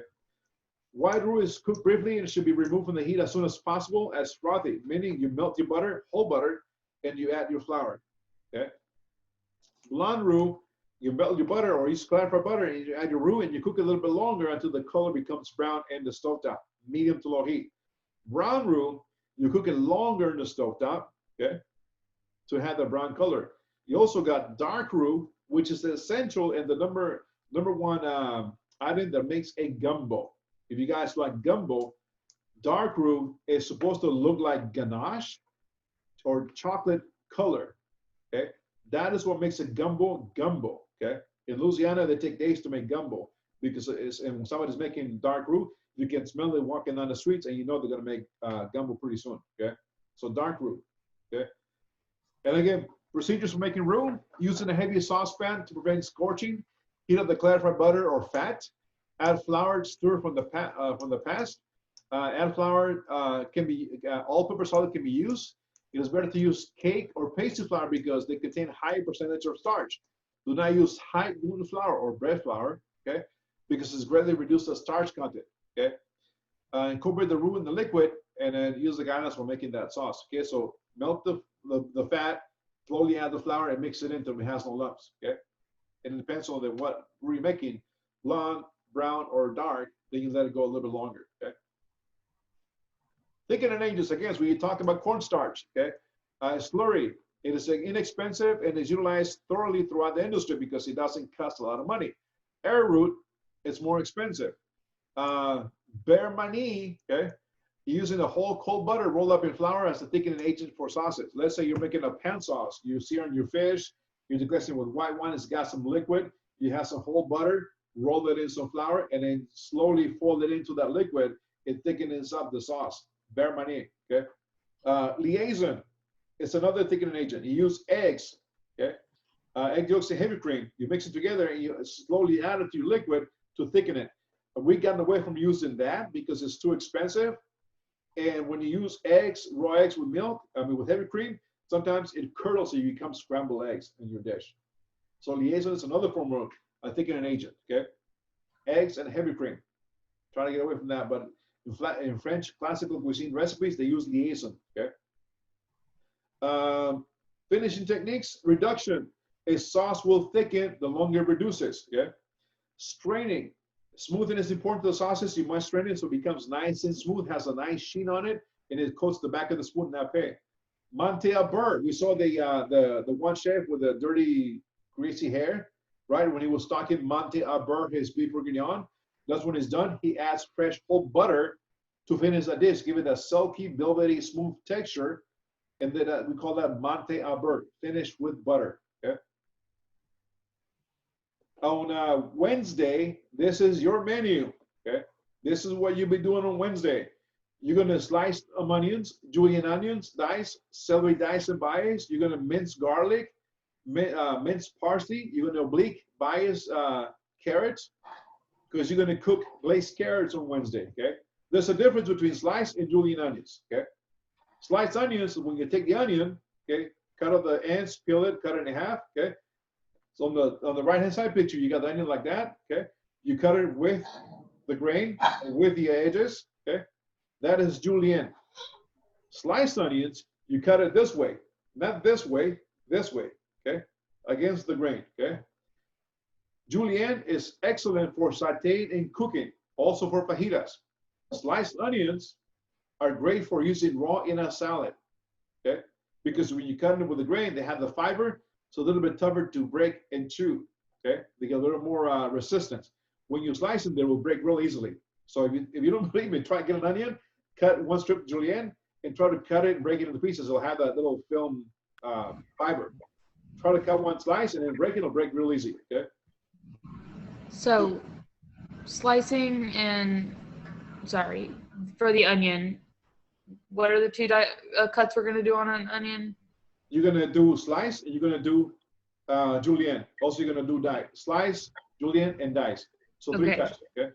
So you said slicing is vertical, julienne is horizontal? Because the brain and onion go vertically. Right, so slicing is slicing from the stem, like that, horizontal. And then julienne is the other way, okay? Okay, got it. And you're also going to do some celery, okay? On the bias and dice, you're going to make some garlic and chopped parsley. And you're going to reserve this because we're going to use them later on, okay? So that's your menu for that. You're also going to cook some glazed carrots. There is a recipe in the book. Go to the back index, take a look at glazed carrots, and they'll give you a recipe on the glazed carrots, okay? So carrot cuts, okay? Some of the carrots you're going to be doing for glazed carrots, you're going to cut them oblique, okay? You're going to cut the carrots on the bias, dice, large, medium, small, brunoise, julienne, fine julienne, bâtonnet, and you're going to cook the oblique carrots. You're going to do all those cuts of carrots, okay? Excuse me, Chef, can you zoom in a little bit so we can see? Thank you, if you can. Which one? The different cuts? So, yes, Chef, the different cuts. Thank you. Carrots, bias, diced, large, medium, small, brunoise, julienne, fine julienne, bâtonnet, okay? And you are going to cook the oblique for glazed carrots. I don't have oblique there, but yeah, you're going to cut oblique. So oblique is when you have the carrot, you slice it like this, roll it, slice it again, roll it, slice it again. So it has kind of a triangle looking shape, okay? And I'll show you on that day, you know, how to cut oblique, all right? Yeah, so that's on Wednesday, okay? Wednesday. Let's take a look at day 9, what we have going on Thursday, okay? Let's take a look at mother sauces, okay? Again, we just covered where they are. Here's a picture of what they should look like, okay? Bechamel is white, Espagnole is brown, Hollandaise is yellow, tomato is red, and veloute is kind of like amber-ish, light brown, okay? For the bechamel, you can make creme, you can make cheddar, Mornay, Roquefort, or Soubise. Those are some of the other sauces you can make on the bechamel. Okay? Also like to use queso on the bechamel, okay? Espagnole, you can make Robert, demi-glace, Bordelaise, and Chasseur of the Espagnole. Hollandaise, you can make Bernaise, Mousseline, and Maltaise are the Hollandaise, okay? Mousseline is when you make the Hollandaise and you fold in whipped cream, heavy cream, okay? Tomato, you can make Milanese, or you can make Creole, Provençal, or Portuguese out of the sauce. On the veloute, you can make Supreme, Allemand, Normandy, Vin Blanc, and Estragon. You can make all kinds of sauces from the mother sauces. You can make a whole bunch, okay? So those are the 5 mother sauces. You can make whatever sauce you want out of those 5 mother sauces. Okay? Very versatile. Tomato sauce, you can make arrabbiata or angry in Italy, which adds chili flakes, make it spicy, okay? Like I said, bechamel, I like to use a combination of Velveeta cheese, yes, Velveeta, and pepper jack cheese, rotel tomatoes, cilantro, and Tabasco. Make queso dip. A lot of restaurants, you go sit down in Tex-Mex, they'll show you a basket of chips, and the queso dip looks like cheese with water in a microwave. Right, GTFO, okay? So you can make different sauces from a different mother sauce, from those mother sauces, all right? So again, you got bechamel, okay? Is roux and milk, plus onion piqué, okay? Onion piqué is half an onion, studded with 2 cloves and a bay leaf, okay? Veloute, it's white stock thickened with roux. Okay. Espagnol is brown stock thickened with roux. Okay. Tomato sauce. Okay.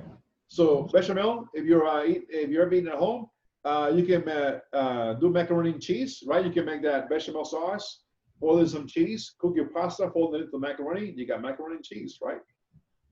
Delicious mac and cheese. Throw some chopped bacon, rotel tomatoes, little Tabasco. You call it Southwestern mac and cheese, right? What else? You can also make the croque madame, which is a sandwich that has bechamel sauce on it. Lasagna, which you can add to some mozzarella cheese. Chances you already experienced the rich creaminess of bechamel. It can be made into the most basic form of just combining roux and cream. It can be mixed with other ingredients to create a new sauce. As Mornay is by adding Gruyere cheese or cheese sauce. Okay. What else? Veloute, like good old bechamel. Veloute begins with the white roux, but then it gets mixed with the white stock from fish, chicken, or veal. So veloute can be made from those stocks. Okay. Here are some other ways to use veloute. We whip up veloute with veal stock. They used to make Swedish meatballs, Salisbury steak, Swiss steak. Every time I hear Salisbury steak, I think of South Park. Chef, what are we having today, Chef? Salisbury steak. Anyway, Swedish meatballs. Smother some biscuits with Earl Grey for breakfast. Espagnol. Although some would think of a blonde roux, you have more fun with it. Espagnol proves that dark roux and know how to party with it too. So dark roux with Espagnol. Okay. You can make a pair with lamb roast, drizzle a little bolognese or mushroom risotto. Okay. Or a filet mignon. Okay. Tomato sauce, versatile. You can use it all across the board. Okay. Pizza, and even with shakshuka, Middle Eastern Israel dish for breakfast. Delicious. Oh man, oh man. Hollandaise. It's got about 3 or 4 different ingredients: egg yolks, clarified butter, lemon juice, salt, and a little bit of water.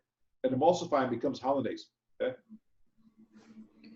Béarnaise is the addition of the reduction of shallots, red tarragon, and red wine added to the hollandaise becomes béarnaise. Okay.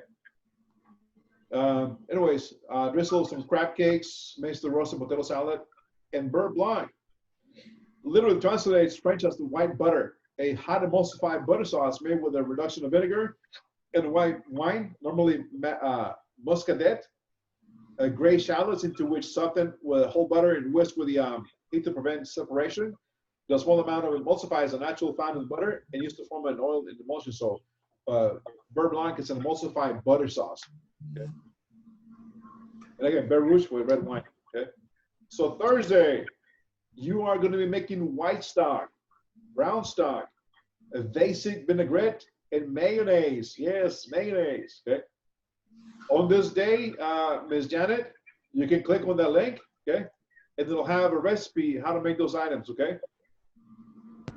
Okay, thank you. You can click on mayonnaise, and it'll give you the recipe. Pull out the recipe, all right? Okay. So that's what's coming up on Thursday. Okay. So white stock, you can put in a little glass and take a picture of it. I'll show you a video how you make your white stock. Same thing with the brown stock. And vinaigrette, I'm going to show you how to make a small amount of vinaigrette. Okay, you're not going to make a quart or a gallon. You're not going to use all that vinaigrette. Okay, you don't need all that jazz. Okay. So that's on Thursday. Okay. Oh. Mayonnaise. Okay. Egg yolks, lemon juice. Okay. A little bit of water and canola oil, not olive oil. Olive oil is too strong and astringent. It'll turn out the flavors of your dish, okay? It's the whisking of the mayonnaise, okay? And again, present that in a smaller dish, a little mayonnaise, okay? So the most important tips for making homemade mayonnaise. First, okay, use a room temperature egg. Whatever you do, don't pull the egg out of the refrigerator until you try to make mayo with it, okay? You might get lucky if it'll work, but chances are it won't. Don't take the risk, okay? To warm the egg, put it in a glass and fill the glass with hot tap water. And you don't have to do all this. I'll do the mayonnaise straight from the fridge, okay? Whisk the egg with an acidic. Now, be careful because lemon juice is an acidic. If you're having contact with the egg yolk, it'll cook the egg yolk, okay? Just like sugar does. Sugar has a chemical reaction that when it touches egg yolk, it'll start cooking it. So acidic will do the same thing with the egg. you'll start seeing the egg yolk around the bowl be nice and hard and crusty. So grab the egg yolk, and I'll show you guys on Thursday how to make mayonnaise. You're going to have the egg yolks, 3 egg yolks, okay? Look about a tablespoon of water, a teaspoon of lemon juice, pinch of salt. You're going to whisk that real quick with your whisk and your bowl. And you're going to, while you're whisking it, you're going to start slowly dressing that olive oil, or canola oil, into the mixture until more spice and thickens up. Easy done mayonnaise, okay? And I'll show you how to whisk it with your hand, because sometimes, it's again the motion of the whisk. So 3 egg yolks, tablespoon of cold water or tap water, teaspoon of lemon juice, pinch of salt. All you need. Oh, a little bit of mustard for the mayonnaise. Okay, that's it. And I'll show you guys how to make mayonnaise. Okay. So that's it on Thursday. Okay. Again, once again, you got white stock, brown stock, base of vinaigrette mayonnaise. It's on the portal what you're gonna make on Thursday. Okay. Friday.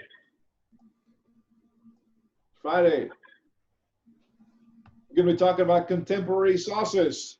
Gastrique, it's coming up, okay? Sweet and sour flavor profile, using some base for small sauces, demi-glace, compound butter, wheat flavor butters, rolled, piped, molded, infused oils, blanch and shock puree with oil, mince, add oil to the heat of the pot for 1 hour. Coulis, how to make coulis, okay? We're going to be talking about modern sauces too. Broths, juice, purees, cream reductions, salsas, relishes, chutneys, different sauces, okay? That's coming up, okay? So contemporary sauces, here we go, okay? What is a contemporary sauce? It's a coulis, because you saw, right, the 5 mother sauces. Those are the 5 main ones: bechamel, velouté, espagnole, hollandaise, and what else? Tomato sauce, okay? So contemporary sauce, coulis. The term coulis most often refers to a sauce made from a puree of vegetables and or fruit that has been strained before serving. A vegetable coulis can be served at either a hot or a cold accompaniment to a vegetables, okay? Starches, meat or poultry, fish or shellfish. It is often made with a single vegetable base, cooked in the flavor ingredients such as onions, garlic, shallots, herbs, and spices, and then pureed. An appropriate liquid may be added to thin the puree necessary. Vegetables coulis are often prepared with a very little fat and serve as healthy alternative to heavier sauce classic sauces. Okay, so you may use a raspberry coulis to pair up with a duck, breast of duck. You may use a roasted red pepper coulis to pair up with a chicken dish. Okay, so you can do that. Okay. Anyways, a fruit coulis made from fresh frozen fruits, generally used as a dessert sauce, like cheesecake with raspberry coulis. Not the ones you buy at the store and pre-made, right? And use it. That's kind of cheating. Okay. Usually as simple as a puree fruit, thin out, and then desired consistency with added sugar or syrup. Okay. Typically, both vegetables and fruit coulis have a texture similar to that of tomato sauce, a thin tomato sauce. But the textures can range from a slightly grainy to almost lumpy, depending on their intense use. The flavor and color of coulis should be that of the main ingredient. The flavors, herbs, and spices and other flavors ingredients should only complement, not only dominate the coulis. Okay? So procedure for preparing coulis: cook the main ingredient and any additional flavor ingredients with an appropriate liquid. So raspberries and sugar, a little bit of water, and cook them off. Okay, slowly, not high heat. Puree the main ingredient with a immersion blender or blender. Okay, and pass it through a food mill and strain. Okay, or maybe you want to do it through a food processor. Okay, combine the puree with the appropriate liquid and simmer to blend the flavors. Strain them in a thin and season with the desired. You are going to be making coulis in the next kitchen block, culinary arts. Okay, and I think on regionals too. Contemporary sauce. Okay.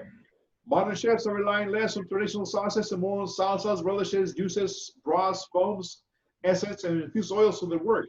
Unlike classical sauces, this modern accompaniment does not rely on the meat-based stocks and intensely flavored oils.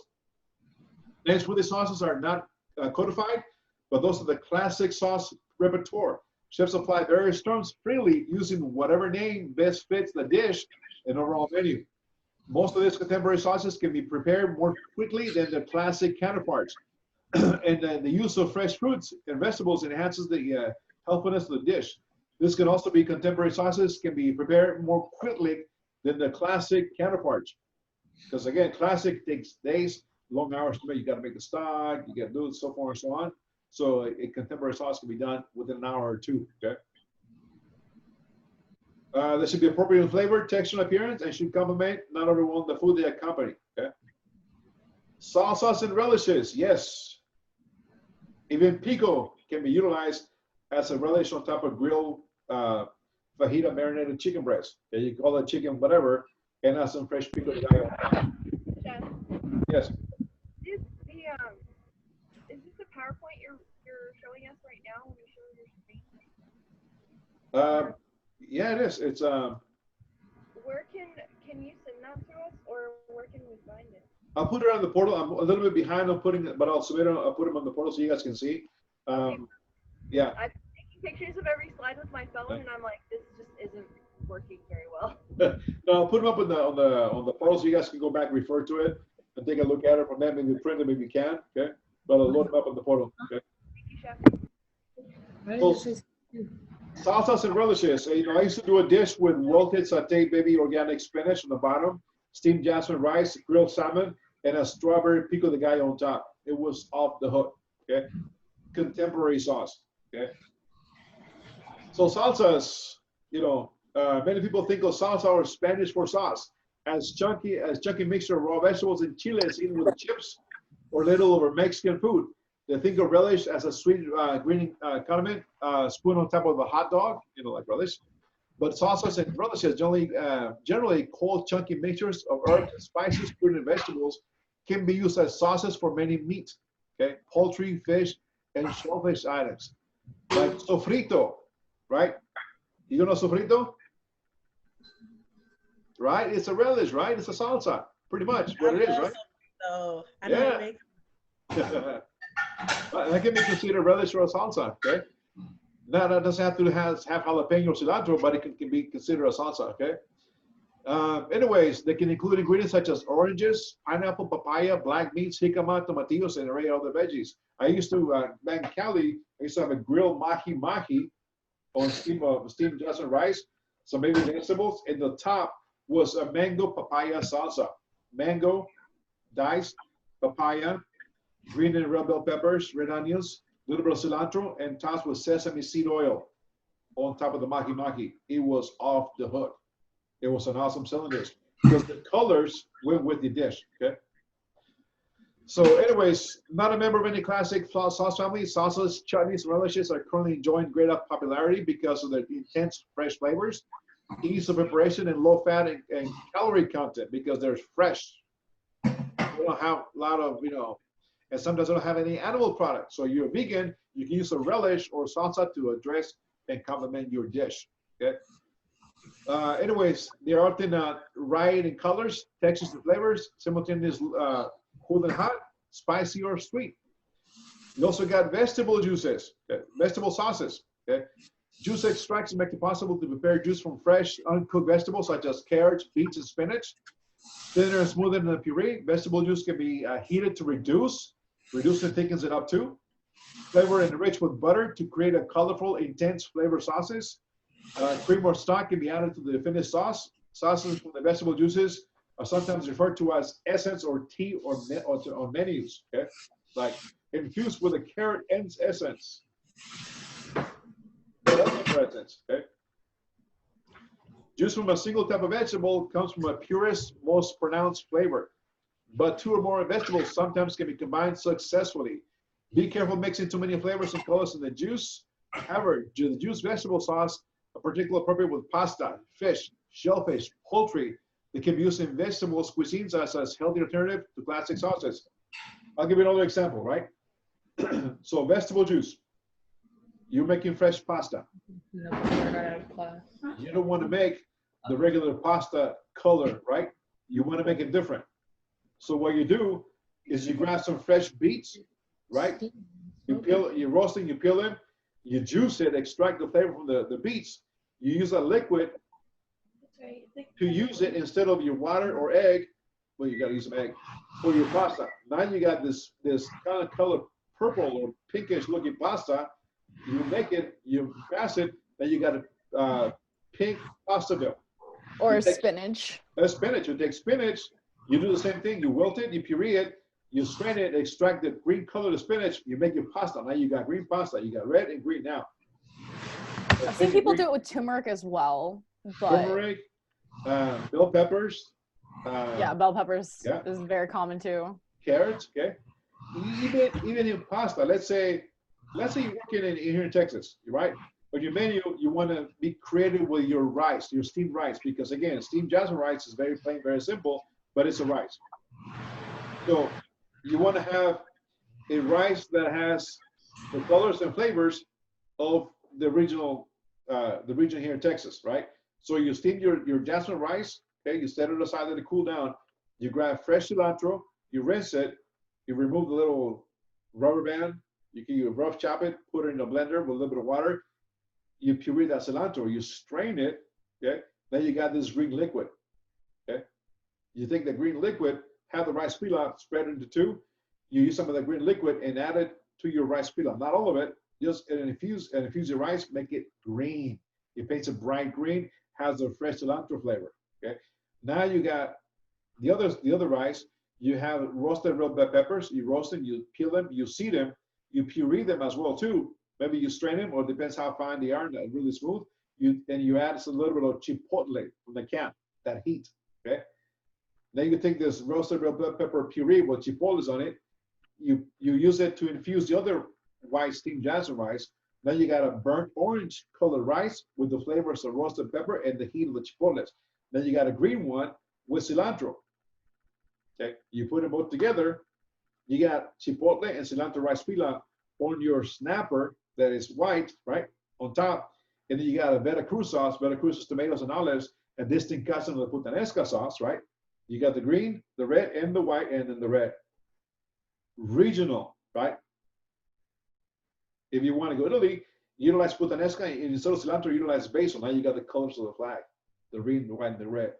So you can play with these things different ways, okay? Not just in sauces, in your dish too. Let's say potatoes, same concept, cilantro and roasted red bell peppers with chipotle.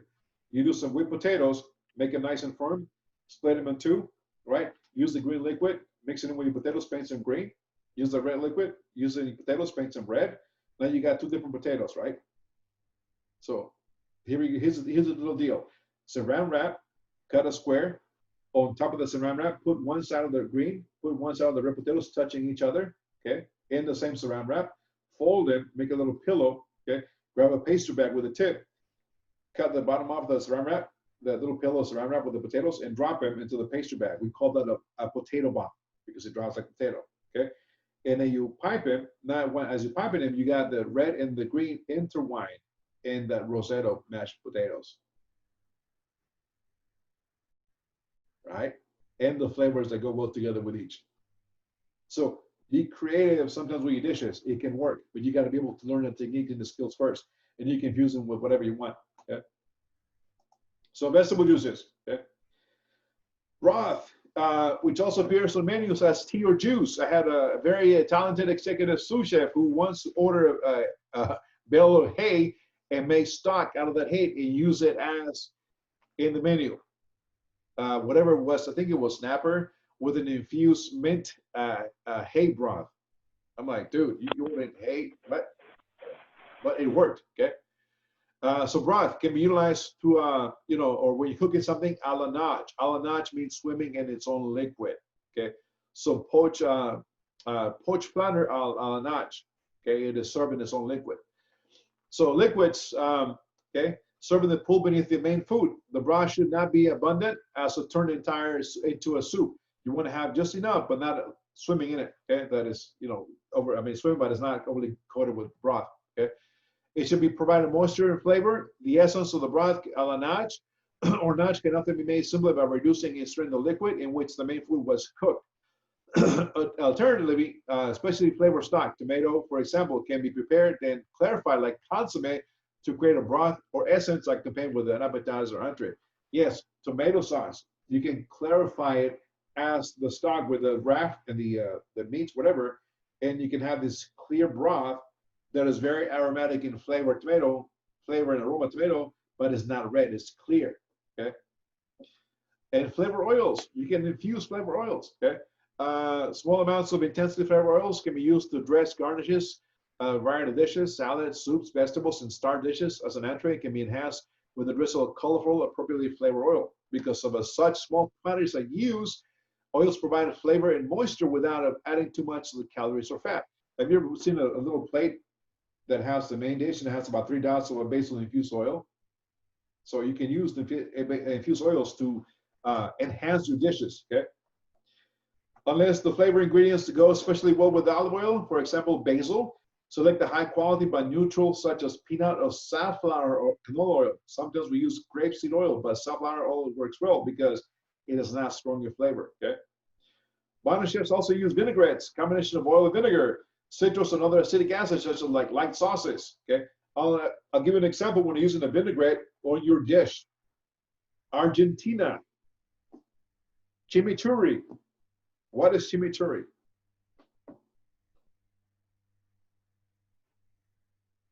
It is a chunky vinaigrette, right?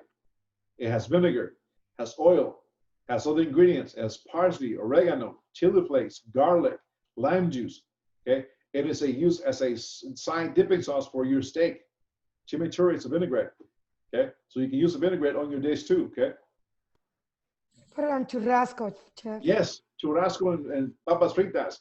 Papas fritas, yes. Even in modern cuisine, you have a beautiful dish. Let's say you have a sear ahi tuna that you're trying to infuse it with a vinaigrette.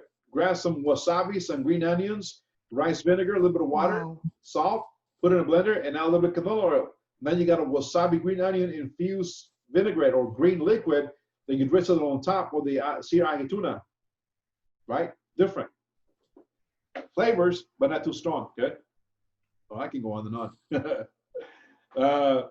Procedure for preparing flavor oils. Puree or chop the fresh fruits, vegetables, sweat and dry spices, add in the small amounts, okay?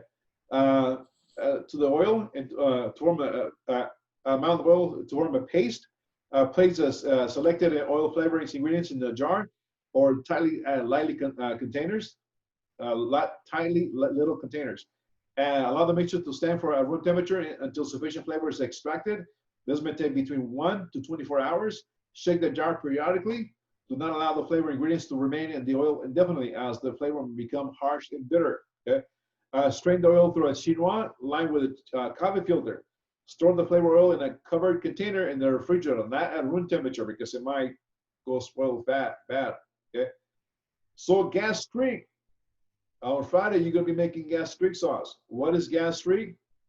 Caramelized sugar deglazed with vinegar used to flavor tomato sauce, okay? That is gastrique. It's on your book too, okay? What is tomato concasse? You will be making tomato concasse on Friday to make tomato sauce, okay? Concasse, from the French concasser, to crush or grind. It's a cooking term meaning to rough chop any ingredient, usually vegetables. This term is particularly applied to tomatoes. With tomato concasse is tomato that has been peeled, seeded, seeds and skins are removed, and then chopped to a specified dimension. Specified dimensions can be rough chop, small dice, medium dice, or large dice. Okay. The most popular use for tomato concasse is in Italian bruschetta. Okay. Typically, small dice concasse mixed with olive oil and fresh basil, sometimes other ingredients such as onions, olives, and anchovies, and or fresh garlic on top of the bruschetta. Delicious. So to concasse tomato, don't forget, okay? Remember this, okay? Is also added to béarnaise sauce to produce chirron sauce with several lobster dishes. So to concasse, you take a tomato, I can see the picture, you remove the stem part, you turn it upside down and cut across, cut only the skin. It doesn't show here, but you drop it in hot boiling water for a minute or two. You remove it from the hot boiling water until you see the tops of those little cross skin starting to come off or peel to the sides. You shock it in nice water, and then you peel it. And then you remove the seeds and then dice it. That's tomato concasse. It's going to come up again. I guarantee you guys, either 2-1 or regionals. is going to come up again, tomato concasse. Okay, so tomato concasse is removing the skin and the seeds and only using the meat. Okay, so don't ever forget how to concasse tomato. So Friday, you are making veloute. See if I can, yeah, the veloute. Okay, there's a when you click on it, not this one, but it should give you a recipe. You are making veloute on Friday. Okay, from the white stock, the chicken stock, you're making on what is it, Wednesday. Okay, so from the stock you're making on Wednesday, you're making veloute on Friday. You're making a bechamel. Okay, bechamel is also in the book. It's you're making a roux in a stock pot. Your flour and butter mixed together, melted. Once it's melted, you add your milk. Okay, you add your onion piqué. As half an onion that is peeled. It's started with 2 cloves and the bay leaves. Added to it your little sachet piece, and you bring that milk to a simmering point while stirring it. Okay, to remove that roux from the bottom until you see the liquid becomes the bubbles become a lot slower. That means it's thickening it, and then you're going to strain it, and that's your bechamel. Okay, tomato concasse, you're going to use it for your tomato sauce. Okay, you're making gastrique for your espagnole sauce. You're going to add to your espagnole sauce, and you're making roux that day because you're going to need it for the bechamel and for later on that row. Okay, so this is what you'll be making on Friday. Okay, bechamel, veloute, tomato concasse, tomato sauce, gastrique, and roux. This is for the practical, right? The practical is veloute. Veloute is on your practical. Okay. Copy. So you're making the sauces on Friday. Okay. Let me go back because I know I talked a little bit. Let me go back and show you guys about French fries. Okay. So that's any questions about Friday? Okay. Everything that you're doing is building for the next menu. Okay, for the next days. Okay. So let me give you a little snippet about French fries. Okay, guys. So this is how to make cool French fries. I like this guy. He's really good at describing how to make French fries, how to make certain dishes. Okay, here we go. So French fries, come on, where you go? There we go. Okay.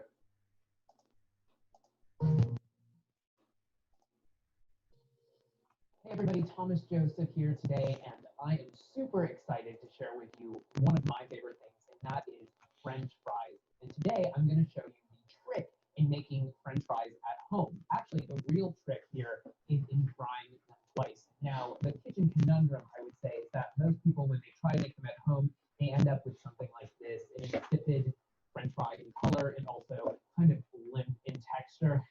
Nobody wants a limp French fry here. I'm going to show you the perfect way to make perfectly crisp on the outside, but tender on the inside French fries. It's all in the right potato for the job. I have a russet potato here. A russet potato is great because it's high in starch and it's low in moisture. Those are the two good qualities that you need for making French fries. A Yukon Gold or new potatoes, they're low in starch and high in moisture, and you want to avoid that. Moisture and oil, they don't really work together. All we need to do is peel the potato first. Now, you can certainly skip this step if you like that rustic look. I'm going to be cutting my French fries into a 4-inch length. You could certainly keep the ends of the potatoes on. You'll just have kind of an inconsistent shape, and that will alter the cooking time. So make sure that you square off your potato. Now, cut these into about 1/3 of an inch lengths. These are thicker cut French fries. Now, you can certainly do a thinner cut French fry, but what that will yield you in the end is a French fry that's kind of crisp throughout. I like the crisp outside with more of a creamy interior. Take your planks now and cut these into 1/3 of an inch pieces. So they're thick cut. I would say they're a little smaller than steak fries here, but now into a bowl of water. And you might think this is an odd step here, but what it does is it rinses off all of the extra starch that is on the outside of the potato so that when you do fry these, they don't get too dark and burnt on the outside before the inside is cooked. So this step really helps to give you that wonderful color and also a crisp texture to your French fries. So this needs to sit in your refrigerator for about 4 hours or up to overnight. overnight. So you could do this a day in advance.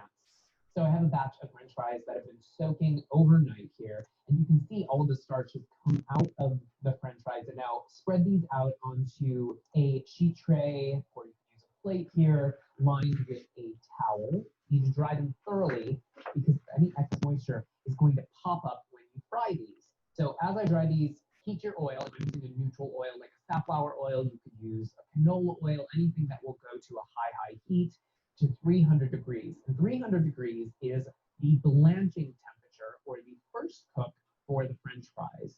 We're going to cook them until they're tender at a lower temperature, and then we're going to increase the temperature to give that crisp exterior. My French fries are nice and dry, and I'm going to drop these into the oil in stages. You don't want to do all of the fries at once because what that is going to do is it's going to bring the temperature of your oil down to a very low temperature. We want to keep it in between 280 degrees and 300 degrees. We're all set here, and be very careful here. Gently drop your potatoes into the oil, and whenever you're frying, whenever you're deep frying like this, make sure that your pot isn't filled over halfway, because what happens whenever you add your ingredients, whether that's French fries like I'm making today, if you were doing fried chicken, what happens is the food that you put in displaces the oil, so it rises the level of the oil up, and also the bubbles can easily overflow if your pot is filled with too much oil. So give the fries a little bit of a gentle stir here, and this will ensure that they do not stick together. And these are going to cook at 300 degrees for about 3 to 4 minutes. And at 3 minutes, fish one of the fries out, break it in half, and see if it's almost completely cooked in the center. If it is, we know that that's perfect, and we're going to remove them to a wire wrap. So it's been about 3 minutes here. I'm just going to fish one of the fries out to see if it is in fact time to remove them from the blanch. A knife cuts easily through, so these are ready to go. Fish them out and use one of these large spiders, they're called, these Asian style strainers. They really help to lift out French fries, fried chicken, anything that you're frying in one piece because they have that wide net. So onto a wire rack over a sheet tray here, and I like to use wire racks as opposed to a paper towel lined tray because I find that whenever you place something directly on paper towels, they start to steam. French fries, fried chicken, the bottom side starts to steam. It doesn't allow the air to kind of circulate around and drain and dry in a nice fashion. So these are ready to go. I'm going to repeat the process with the rest of my French fries, and then we're going to be ready for the second fry. My oil temperature is up to 350 degrees, and now we're ready for the second fry. And that gives that wonderful color and that crisp golden crunch on the outside of the French fry. Can blanch them in advance up to 4 hours before this final fry. Use your fingers here because if you use tongs, you're going to break your French fries into smaller pieces since they are almost completely cooked. So you want to be gentle with them. So just give the fries a little bit of a stir. It's the same thing here. You want to agitate the fries just a little bit so that they don't stick together. And now these will fry for about 4 to 5 minutes until they're a nice golden brown color and the outside is crisp. So it's been about 5 minutes. The fries are nice and golden brown. And again, transfer them to a wire rack to drain and cool slightly. But while they are hot, you want to make sure that you sprinkle them with some fine sea salt. Now you can use regular kosher salt here too. I just like the flavor of sea salt. But there you have it. I mean, French fries at home, super simple. All you need to know is this 2-step frying technique, and you'll be making French fries at home all summer long. Enjoy. What do you guys think of that one? Okay. Your book tells you about the different temperatures. Yes, it does. Uh-huh. We're going to check out this guy here. His name is Chef John. He's going to show us how to make bechamel. Okay. He's got some corny jokes, so just disregard the corny jokes that he has. Okay. But his techniques, not the recipe, but the techniques are most of the time right on. Okay. Come on. You'll always learn. There you go. Okay, in classic culinary training, you'll always learn the 5 mother sauces. And we won't go into that too much detail, but we are going to create one today called bechamel. And while very rarely eaten as is, it's used to make lots and lots of different dishes. And you'll see. So this is kind of a boring demo, but what we do with this sauce, so exciting. So here we go. We got a quart of whole milk. I got a half a cup of flour. I got 1 stick of sweet butter, meaning unsalted. That's also known as half a cup, 4 ounces. I'm using salt, pepper. Now, I'm a cayenne guy. I like cayenne. A lot of people use white pepper and some salt. And traditionally, a little bit of fresh thyme goes in this. So I got little 4 or 5 little small sprigs of fresh thyme and nutmeg. So I'm not using the powdered nutmeg. I'm actually going to grate some fresh nutmeg in there. Really super nice product. Try to find some fresh nutmeg. And almost as important as the ingredients is the pot you can use. Okay, so pretty much anything will work as long as it has a nice thick bottom that disperses the heat and it prevents the sauce from scorching. Okay, there's nothing worse than burned cream or milk flavor. So make sure you're using a good quality pot. And step 1, you're going to melt your butter. We're going to make a roux here, R-O-U-X. And I'm a slow and low guy when it comes to bechamel. All right, in a restaurant, I'd have this on higher heat. I'd be in more of a hurry. At home, take your time. All right, so on low heat, maybe low, medium, low. Forget that, low. On low heat, melt the butter. And how would you know when to put your flour in? You see that white foam that comes to the top in a minute or two? That's going to slowly disappear as the butter kind of bubbles. And when you see that white foam just about gone, you're ready for your flour. Now I want you to brown the butter, so don't go too far. All right, but when you see just about all that white foam gone, dump in your butter. Again, we're still on low. We're going to go low the whole way here. And we just made what's called a roux. So it's half butter, half flour. Now, traditionally, it's by weight flour and butter, which gives you a little more flour than the classic method. This works better for the home chef, and I like it better, so I go by volume, half and half. Okay? Regardless, you're going to cook your roux for 5 to 6 minutes, which is going to cook out that kind of pasty, starchy taste. All right, and this is actually known as a white roux, even though it's not really white, it's kind of tan. You don't want to color the roux. You see, you can brown the roux quite easily, and that's done for different dishes. But in a bechamel, you want a white roux, which means cook very low. Again, just only 5 or 6 minutes or so. Now, very important, the other key factor in this sauce, you're adding cold liquid, milk in this case, cold liquid to the sauce. So I'm going to do this in 3 additions. The first one was just a splash, kind of get it going. The second one you saw I added like a cup, stirred it in. And now for the 3rd edition, I'm just going to dump the whole rest of the quart in. And the secret was the cold liquid hitting the hot roux, you will not get lumps. Okay, so that's kind of the #1 commandment making a bechamel. Make sure your liquid's cold and your roux is hot. I put in, that was like 1/8 of a teaspoon of cayenne, about a 1/2 teaspoon of salt. Now, because we're going to usually use this sauce in other things, be careful with the seasoning because you may need to adjust. Very light grating of nutmeg, that's barely a 1/16, 1/8 of a teaspoon or so, just a hint. And I chopped up that thyme, that was again maybe a 1/2 teaspoon or so.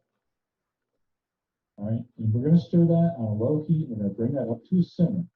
And again, I just want you to watch. As soon as you see some very small bubbles come to the top, see, there's one. Watch. Here we go.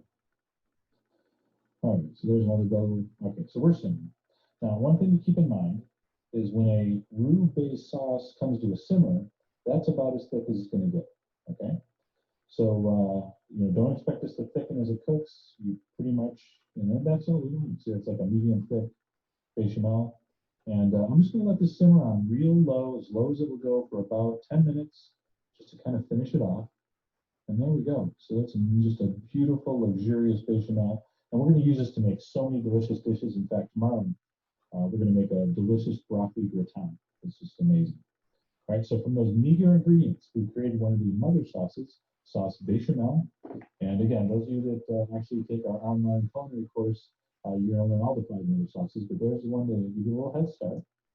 Only thing missing is your onion piqué. Like I mentioned, that's half an onion, started with 2 cloves and a bay leaf. Okay, that's your onion piqué. It's for the bechamel. Now, be careful with the nutmeg. If you use the already ground nutmeg, don't use a whole bunch. Just a small pinch will suffice. if you don't like nutmeg, you can leave it out. Like I said earlier to me, I don't like nutmeg. It just tastes like soap to me. But that's how you make bechamel, real easy, okay? And it's one of the 5 mother sauces, and I like to use it when I make queso. You can make it into any kind of different variation of the sauce, but for now we're just going to keep it as plain as bechamel. Any questions on the menus for Tuesday, Wednesday, Thursday, and Friday? What's the recipe in the book for the sauteed potatoes tomorrow? Sauteed potatoes is plain and simple, just a little bit of salt and a touch of pepper. That's it. We want to go as plain and simple, okay? Don't go up the charts adding cayenne pepper, chili powder, paprika. You want to just keep it plain and simple, okay? Okay. Anybody else? Any questions? I have a question.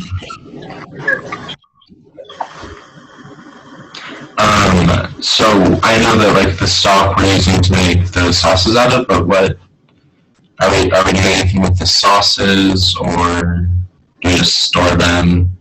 You're going to make them, and they're going to be utilized later because the tomato sauce, you're going to make pasta down the road, I believe. So you're going to make a pasta dish, okay?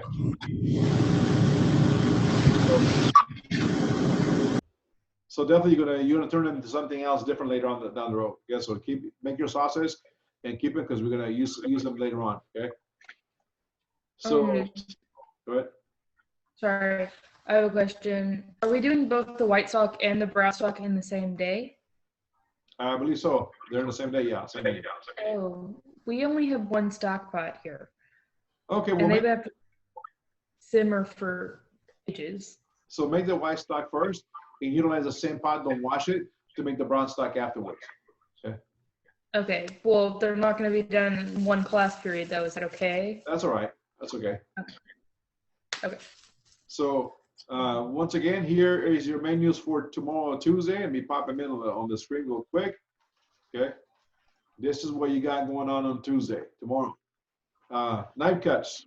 Okay. You're gonna do some potatoes tomorrow. Okay. You're gonna do the French fries and the home fries tomorrow. Okay. Let me go back on day 8. Okay. That's Wednesday, day 8.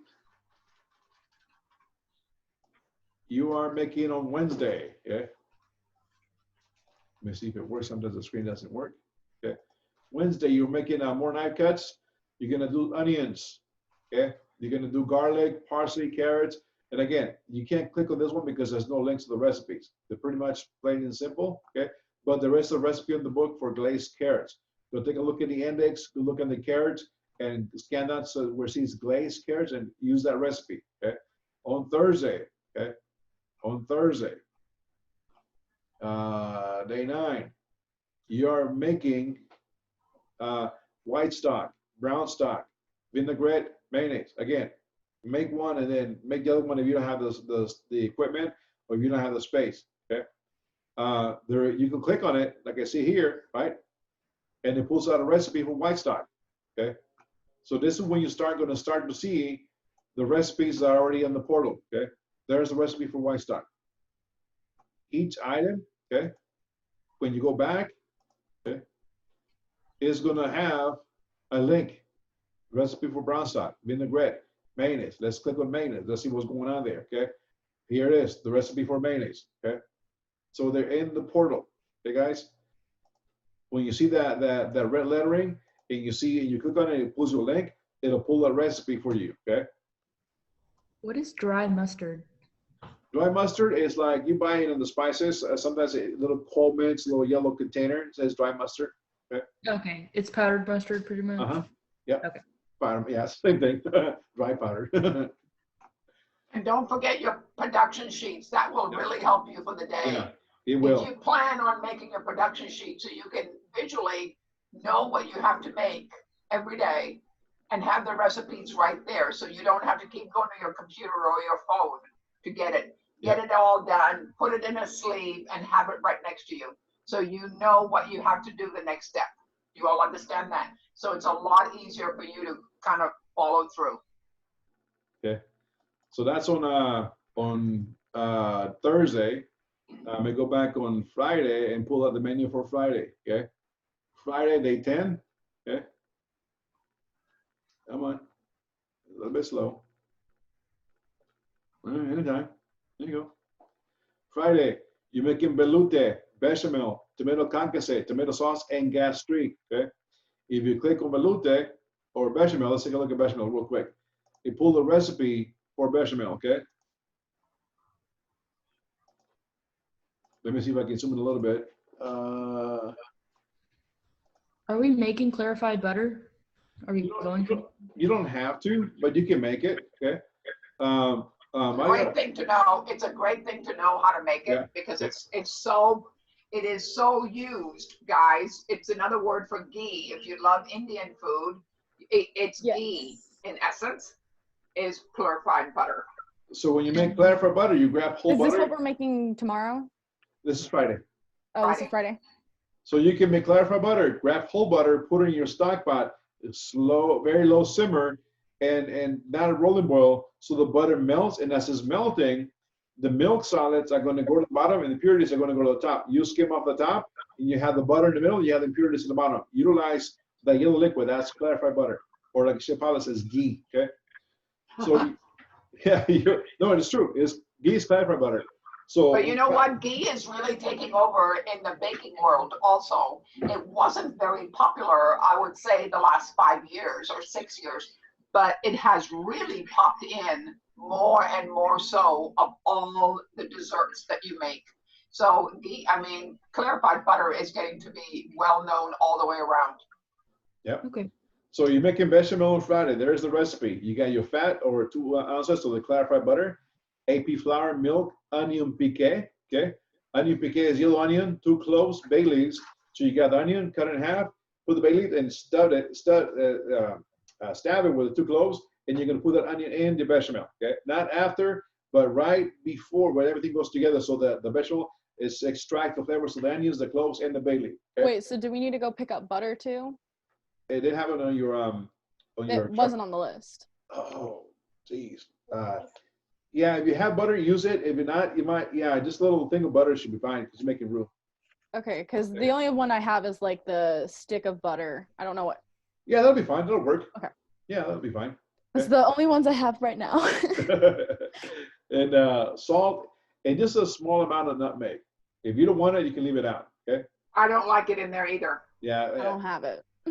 Well, no, I don't like it in there. I think it just doesn't enhance it for culinary. No. So I agree. That is your recipe for bechamel. Okay. Now you can go Google some more videos, watch some more, do some more research, and see what bechamel is all about. But those are your menus for this coming week. Any questions, guys? So for the white stock for Thursday, do we take the 40-pound of chicken bone recipe and lower it to our 6 pound Right. recipe? You only need about a pound of bones. That's all you need, because you're only making it for one. You need about a quart of stock. So those recipes are for 16 people or so. So we just reduce the number down. Bingo. Okay. Put it down, okay. I would do it 1/4. Yeah. Oh my God, Chef, I'm glad he asked that question. But it's only me and my husband. I mean, it's my husband and I. Like, oh my God, I'm going to have so much left over. No, you reduce that amount enough to feed 1 or 2 people. That is it. You're not making Yeah, that's it. 20 gallons of whatever. Okay. Well, don't they need to do it to like 1/4 of the recipe, Chef? Yeah, 1/4. Or less than 1/4 of the recipe, guys. Just take it, put it in half, and then cut it in half again. Because It's a lot remember, easier. those recipes are for 16 people. Okay. So you're only Okay. making a small amount. Okay. So we're not gonna Okay. need all 6 pounds of chicken bones. Then? No. No. Just 2 not pounds? unless- Just a couple of pounds. Just one Unless you chicken. have a big family. 2 pounds will be good, Chef, for 2 people, right? That's he's right. not That's gonna. all. 4 people. Okay. It'll come down. Take it for 4 people. Yeah, 1 pound. Recipe. If I was doing for myself, I'd do it for 1 pound. 1 chicken is fine. Yeah, Now one you chicken. tell me. Okay, thanks, Chef. Got all this chicken. Freeze it. You use it later. I got all this chicken and stuff, man. That's all right. That's all right. You'll use it. I'm going to more. get all my stuff tonight. I'm going to H Mart tonight. Wait, how much were we supposed to buy? 6 pounds of chicken, 3 pounds of beef Okay. bone. No, I was the like, shopping. The did I buy shopping too is. much? The Japanese doesn't give you that much to buy. Are you feeding the masses? Oh, for sure, I am. I'm gonna eat like 8 times tomorrow. Awesome. Big old plates of rice. Okay. Yeah, so remember, you're only cooking for yourself or your loved one or your family. Okay, that's all you're cooking for. So don't go off the hook and start buying. Cooking for my cat. Right. Remember, the word is think and look at the recipe. Think and look Cat at the and dog. recipe. The All dog right. likes the veggies. Damn, boy, get up. So, any questions, guys? Tomorrow, there's no lecture. Tomorrow, we log in and we start going at it, okay? You can ask questions throughout. Yes, Mr. Jeffrey. Yeah, I'm gonna stay with you when class is over to talk over my scenario. No problem. That's fine. Yeah. No problem. That's fine. So. Hey guys, thanks for a great day. Thanks. I hope you enjoyed today because it was really informative and knowing step by step of what you got to be doing and making things work. All right. And so if anybody has any questions, please let us know. We're here all the time, guys. We're always in tune on what you want and what you need. And so Chef Miguel and myself, but you know, go down, read it, reread it. Remember, once you read it the first time, sometimes it doesn't sink in, but the second time you read it, it will sink in. Same. Look at this too.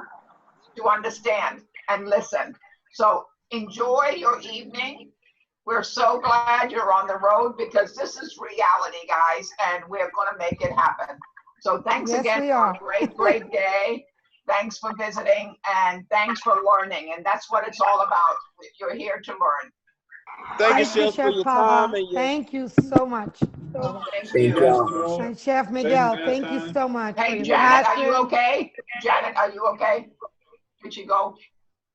Well, I don't know. I'm staying in isolation for the next 2 days because the test results on the COVID happened Saturday or Sunday yesterday. And so I'm not doing any shopping. I'm staying indoors. I'm not leaving my room.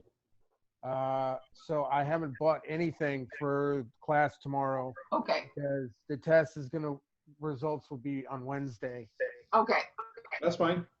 That's So feel better, Jeff, classmate. Oh, See thank you you. guys tomorrow. See you Chef guys. Miguel and Chef Pablo, okay? Ciao. Bye, everyone. Bye. And like I said, Feel Mr. better. But I can still go ahead and do the production sheet. Yes, sir.